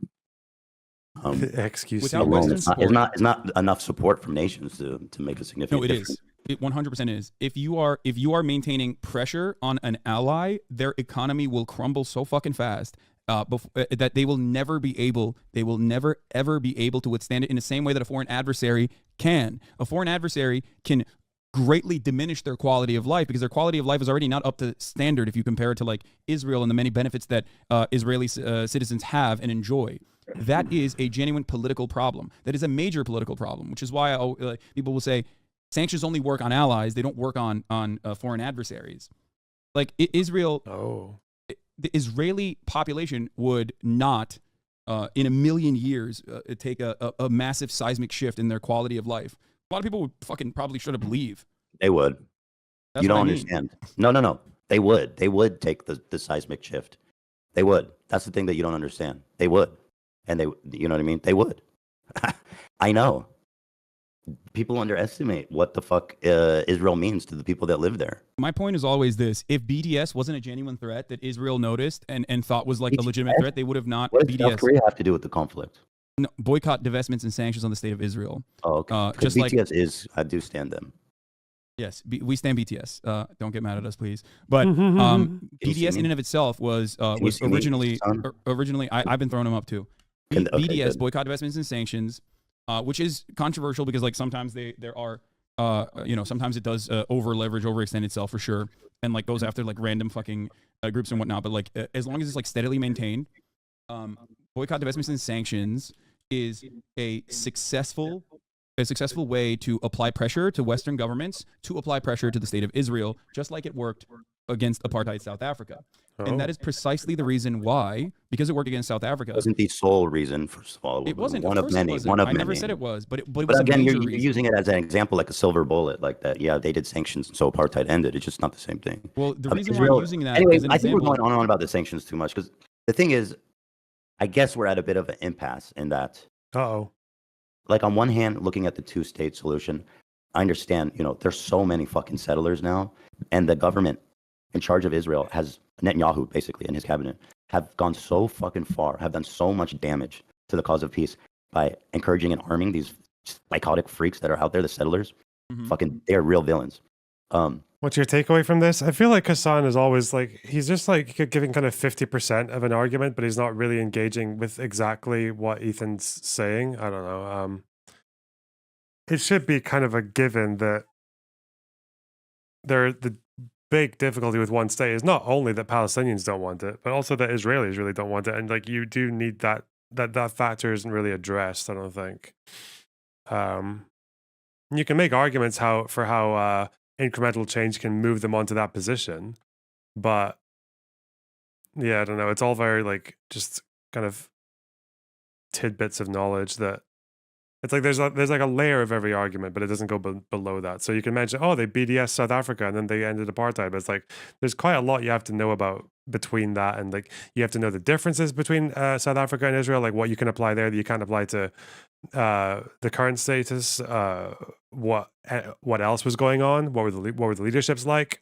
Yeah, there were a lot of reasons that the white population in South Africa lost faith in that system and wanted to get out of it, and it's not just BDS, and also the fear that Israel has is not quite the same as what the white South Africans have, because it's not just Palestine, right? It's Lebanon, it's Syria, it's Iran, Qatar. So yeah, there's a lot going on there. I don't know. So it does seem, Israel they have removed settlements before, but not nearly that much, obviously. And so, I mean, the only time they removed settlements was in 2005 when they pulled out of Gaza, and then they resettled those people in the West Bank. Right. So like that had happened. That was a big political move too that a lot of people were upset about. That's not true, is it? How many of them got resettled to the West Bank? They definitely moved settlers into the West Bank. Like a lot of them, more than 8,000, but in 1 year. But they didn't. I thought those were settlers from somewhere else. I thought the Gazan settlers went to South Israel. No, I don't think they all got resettled to the West Bank. They also pulled settlements out of the Sinai, yeah. And they've occasionally taken apart settlements in the West Bank. Not very often. They got resettled in the south of Israel and around Gaza. Yeah, that's what I thought. I know the Sinai settlements. Look, you guys are so clever. I love you guys. Thank you. But yeah, I know. Yeah. Damn. My hyper-informed chat. Okay. So I don't know. You know, it's tough because both options seem so fucking far fetched because of the damage that's been done by Netanyahu's cabinet and him in the West Bank. That both of them seem so far fetched. This is, by the way, the settlements of the West Does Bank. Hasan even have some philosophy? That's a funny phrased question. I think typically, because Hasan's not quite the Marxist-Leninist position, but he's like close enough to it, and that position is very much, like, we need to end class struggle, and class struggle mostly manifests in imperialism, which is the highest contradiction of capitalism, and we need to undermine the imperial core by any means necessary, and that end justifies all means. Hasan's not quite there because he doesn't advocate for fucking like gunning down Israeli civilians and all that. But if you are like a full, that's usually their philosophy, is like it's whatever gets us to this position, even if it means we have to cross a fucking river of bloodshed to get there. That's like the communist ethos. Yeah. Bank is precisely the reason why I'm saying that like a one state already exists currently, whether we like to admit it or not. It is a one singular apartheid state, which is why I believe in the dissolution of the apartheid. But then if you're talking about integrating Hamas and PLO into the Israeli government. Yes, just like I'm talking about integrating Jewish. That's why I'm talking about integrating the Jewish Power Party and many of the other far-right Israeli components in Israeli society that actually enjoy great civil liberties currently, integrating them into society as well. In the United States of America, we have a lot of problems, right? We have a lot of issues. We have a lot of racism, for example. We live in a white supremacist nation. And yet, if the conditions for the Palestinians reflected the conditions of black people right now in the United States of America, this would be an unimaginable improvement than living under an apartheid regime. If the conditions, I used Turkey as an example before. I have long been a supporter of Kurdish people in developing a nation state for themselves. 35 million Kurdish people live in diaspora. I believe that they have a right to have a nation state for themselves in this region. And I think that there's a tremendous number of Kurdish people that are oppressed in the country of Turkey, okay, inside of Turkish borders. If the treatment of Kurdish people in Turkey resembled the treatment of Palestinians in Israel in a singular secular nation state, this would be a dramatic improvement on their quality of life. It would be celebrated by the Western world as a tremendous accomplishment. People would literally be celebrating it in the fucking streets. They'd be like, this is it, we did it. So this does not mean that like Kurdish people are not mistreated in Turkey. They certainly are. But that's how poor the structure is currently in the singular apartheid regime in Israel. Listen, I think you've definitely said stuff that I hadn't thought about in terms of like how one state would be possible. And certainly thinking about it on like a long term, over like maybe a 50-year span, then it really seems more likely that something like that could happen. But I don't think that people who discuss this, he's not pure enough. I don't know what's the right word because I know it's so sensitive with like leftists and all this shit. Like I don't like fucking saying all that shit. But people who are, and I don't even want to say pro-Palestinian activists either, because I mean, you know, I can say that maybe. Can I say pro-Palestinian? Because I feel that I advocate for the Palestinian people too.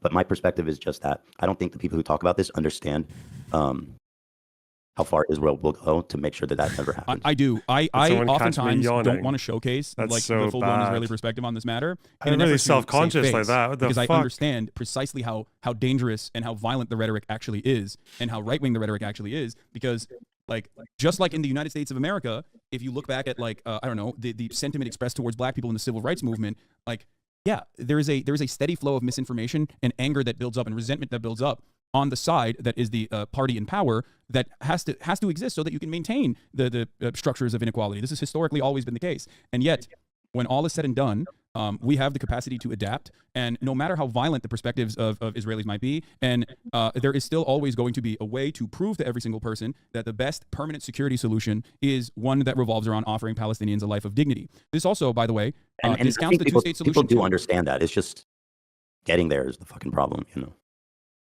Obviously. No, I get that. I mean, I think it's funny when people go, I see this clip going around the internet all the time where they go like, Israel versus Palestine. It's not complicated. It's super simple. Are you not concerned about the binary between either condemning Israel entirely, being like also a stance that a lot of like very strong and notorious anti-Semitic people agree with, versus like, you know, seeing this as more of a complex issue where it is wrong what's going on, and that there's also a way to do this that Israel still exists and is supported? So it's not a complex issue.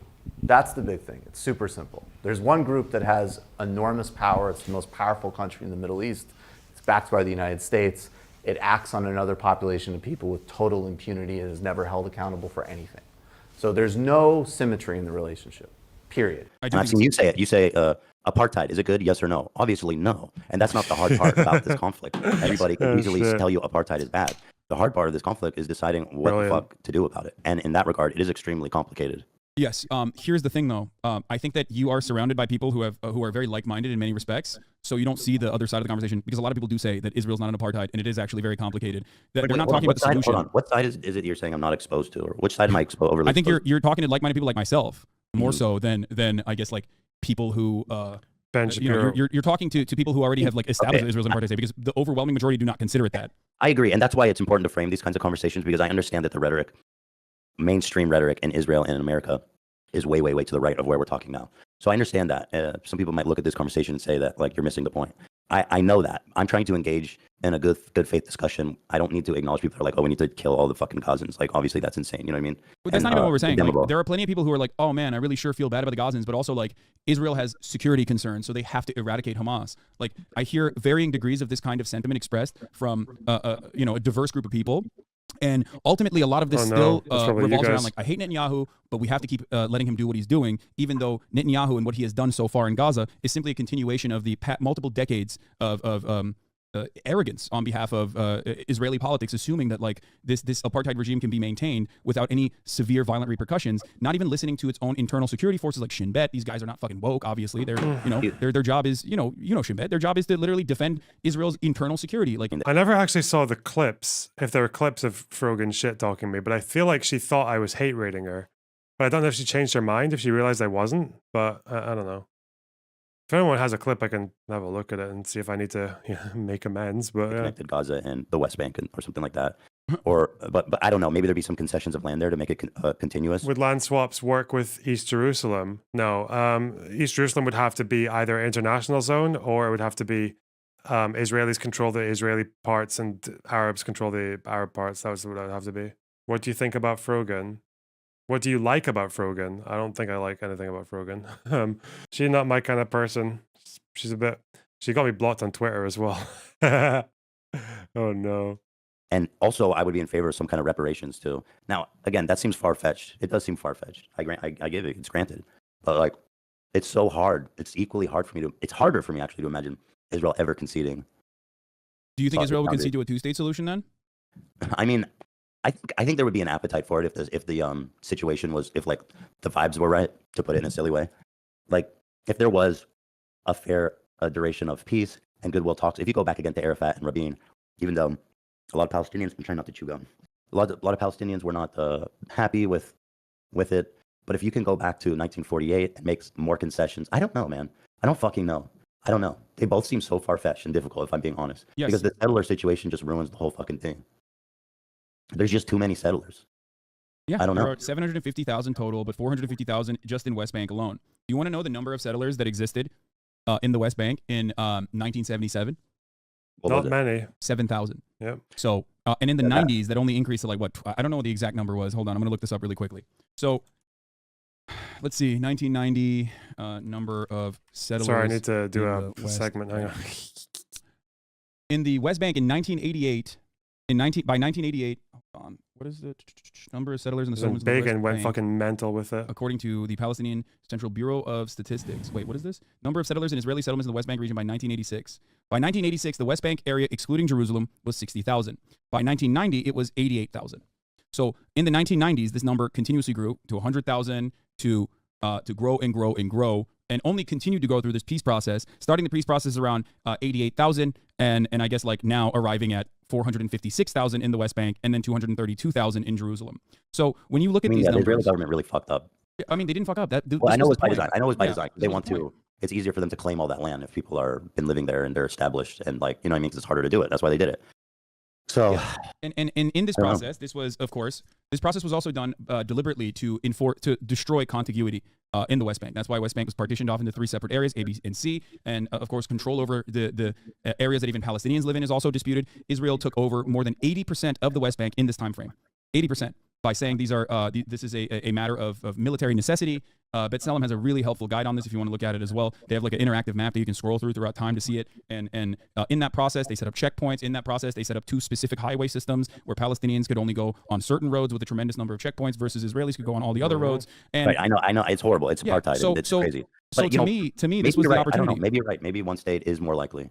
Maybe I can see it, but like I just have a hard time reconciling that. But the way that you explained it definitely does make me think that it could be possible over a long period. Finally, of time. holy So Pog. it would have to be 50 years from now, and we didn't nuke the whole planet, and somehow there's been a period of relative peace and calming of tensions and stuff. Yeah. I can see it. But that starts in good faith, and there's always going to be people who want to fuck that up. But even if the one state, there's still going to be these radical, fundamental settlers there that the Palestinians are going to want to fucking kill, rightfully, right? Settlements are precisely the reason why I don't believe in a two-state solution, because I don't believe that there's any reasonable way to eradicate 400,000 people and then 230,000 from Jerusalem like that. You cannot do that in a peaceful way. You cannot get people out of there. By the way, you were talking about Holocaust survivors. The Holocaust survivors is actually a really interesting thing. I didn't even know about this, but you know about this because you lived in Israel. They're some of the poorest people in Israel. Some of them that were moved into settlements in the West Bank as well. But like, I think, what is it? Like 1/3 of every Holocaust survivor that's remaining lives in like abject poverty. So I don't know that. I mean, there's not a lot of them left. Yeah. I don't know about their economic. No, it's really fucked up. So like, it's, I know that the thing is like, oh, there will be another Holocaust or whatever. But like, Israel should probably look into helping its Holocaust survivors that are still alive at this point, rather than so hornily try to fucking take as much land as possible. This is that doesn't really engage with the point though. It's just like a debate point. Yeah. This is the whole point. I agree. Yeah, take care of them, take care of everybody. But it's like, I think it's so fucked up right now. It's crazy how fucked up it is. Whoops. Both options seem like pipe dreams right now in this point in time. Like, I'll tell you this much. What changed for me, what I realized was, like, especially in this last iteration, this last counter to the October 7 tragedy. What I realized was, I guess it made it permanent in my mind, is that the Israeli government, completely removed from the interest of the Israeli Israeli citizenry, operates with a one-track mind. They care more about like expelling Palestinians, not always like ethnically cleansing, but ethnically displacing Palestinians from this territory, from the territories they occupy, than they do about the safety and security of the Israeli citizens. I saw this being reflected by those who had been victim to the attacks on Kibbutz Be'eri and other kibbutzim as well. Some of the victims immediately after, while they were still trying to figure out where their family members were in that hotel in the Dead Sea, and they basically were reflecting on the things that had happened, and they were saying a similar thing, that it's like if you care more about like killing Palestinians or pushing Palestinians into the sea than you do about like the safety and security of the Israeli citizens, like, of course this is going to happen. It's going to continue happening over and over again. I don't think that was the majority sentiment of the people who were attacked. No. I feel like there was maybe one person interviewed saying something like that, and I feel like all the rest of them were like, yeah, kill them. Yeah. I feel like I think every fucking, yeah. I think they probably... almost all of them will have got pushed way to the right by that attack. That's what I would imagine. That's what it seemed like from the news talking about it as well. He just took Golda Meir's quote and used it against Israel. Yeah, it's just the talking points, yeah. And why am I saying this? Because on October 7th and October 8th and October 9th, there were still Palestinian militants inside of Israeli boundaries, right? But what was the first action that Israel engaged in? The first action that Israel engaged in for the first 2 days was immediately to start bombing Gaza. To me, it's like, what the fuck are you doing? Like, protect your own borders. What do you think Israel should have done in response to October 7th? I think, obviously, overtaking and maintaining permanent security in the southern regions was the first thing to do. The second thing to do would be to, instead of bombing Gaza, unless there's like areas where there's rocket fire coming from, which they trade off time and time again, but instead of indiscriminately bombing Gaza, I think the first thing to do in that situation would be to dismantle the government in the way that it existed, like get Netanyahu out of power. Okay. So you're saying Israel, in response, hold on, dude. You're saying in response to this terrorist attack, Israel should have dismantled their own government. First set of actions would be to democratically take Netanyahu out of power, yes, and then engage in a hostage release scheme that would then also lead to a larger negotiations process. Absolutely. And if they didn't comply, and if Hamas didn't comply, yes, then you fucking bomb. But then you bomb. Like, it's not my point is always. I want to ask Hasan if they're firing, if it's okay to bomb Gaza if there's a place where there's rocket fire. If that rocket fire is coming from the rooftop of a civilian home, would you be okay with them taking it out there? That would be an interesting conversation, like the ethics of fucking military proportion. Always this, like, I talk to my friends who are definitely a lot more conservative than you are, right? My friends who are Zionists. Okay. who are a lot more conservative in their I don't opinions. know in what way I'm conservative at all. You're not. I'm saying that I have friends who are a lot more conservative. Mischaracterize me what I believe. It's really. I am not saying I'm not mischaracterizing you at all. If I You're first not. of all, if I thought you were a reactionary on this matter, I would not be having a normal conversation with you. I would be incredibly critical and would be more interested in like yelling and trying to nudge my position across instead of like walking through this step by step in good faith. Are you wearing baby gloves for me? No, I'm not wearing baby gloves for you. I think that you are a very kind-hearted person who literally lived in Israel. So you, of course, have like biases, just like I do, right? Biases in the other direction. But you are someone who is ultimately led by empathy. That's not. I'm not saying it's baby gloves at all. I think like if you are faced with helps that I'm not saying that we should kill all Palestinians. Certainly, that would be a different conversation. Yes, exactly. But I don't think like this is something that I've explained to my audience time and time again, which was like that you pick your battles. Like there's no reason to fucking people love yelling at whatever is in front of their faces.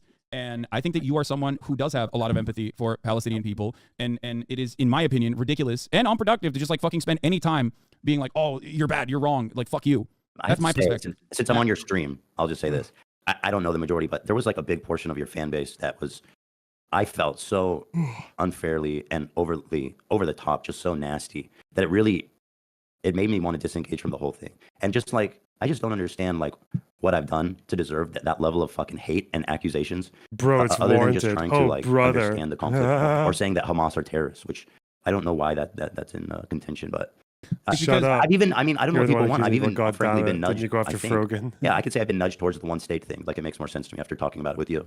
And so I don't know what fucking allies people are looking for. If I'm not a good ally for you guys, then I don't know. Like I'm talking to them because how are we ever going to actually have meaningful dialogues or meaningful peace about this when someone like me is too fucking Zionist or something for you to even talk to? Like I think a lot of people. If you can't build a bridge with me, then I don't think you're going to build a bridge with a single person in Israel ever. I know. I agree with you. I think the reason, I guess, like this is not a defense because I've like criticized people yelling at you regularly, and have told people to you know, I have told people to just like think about this critically and understand that there's a broad coalition that is an absolute necessity if you want to make any changes in the political realm and like that you are not anyone's enemy in this struggle. I've repeated it time and time again. I told like I don't spend a lot of time in Discord.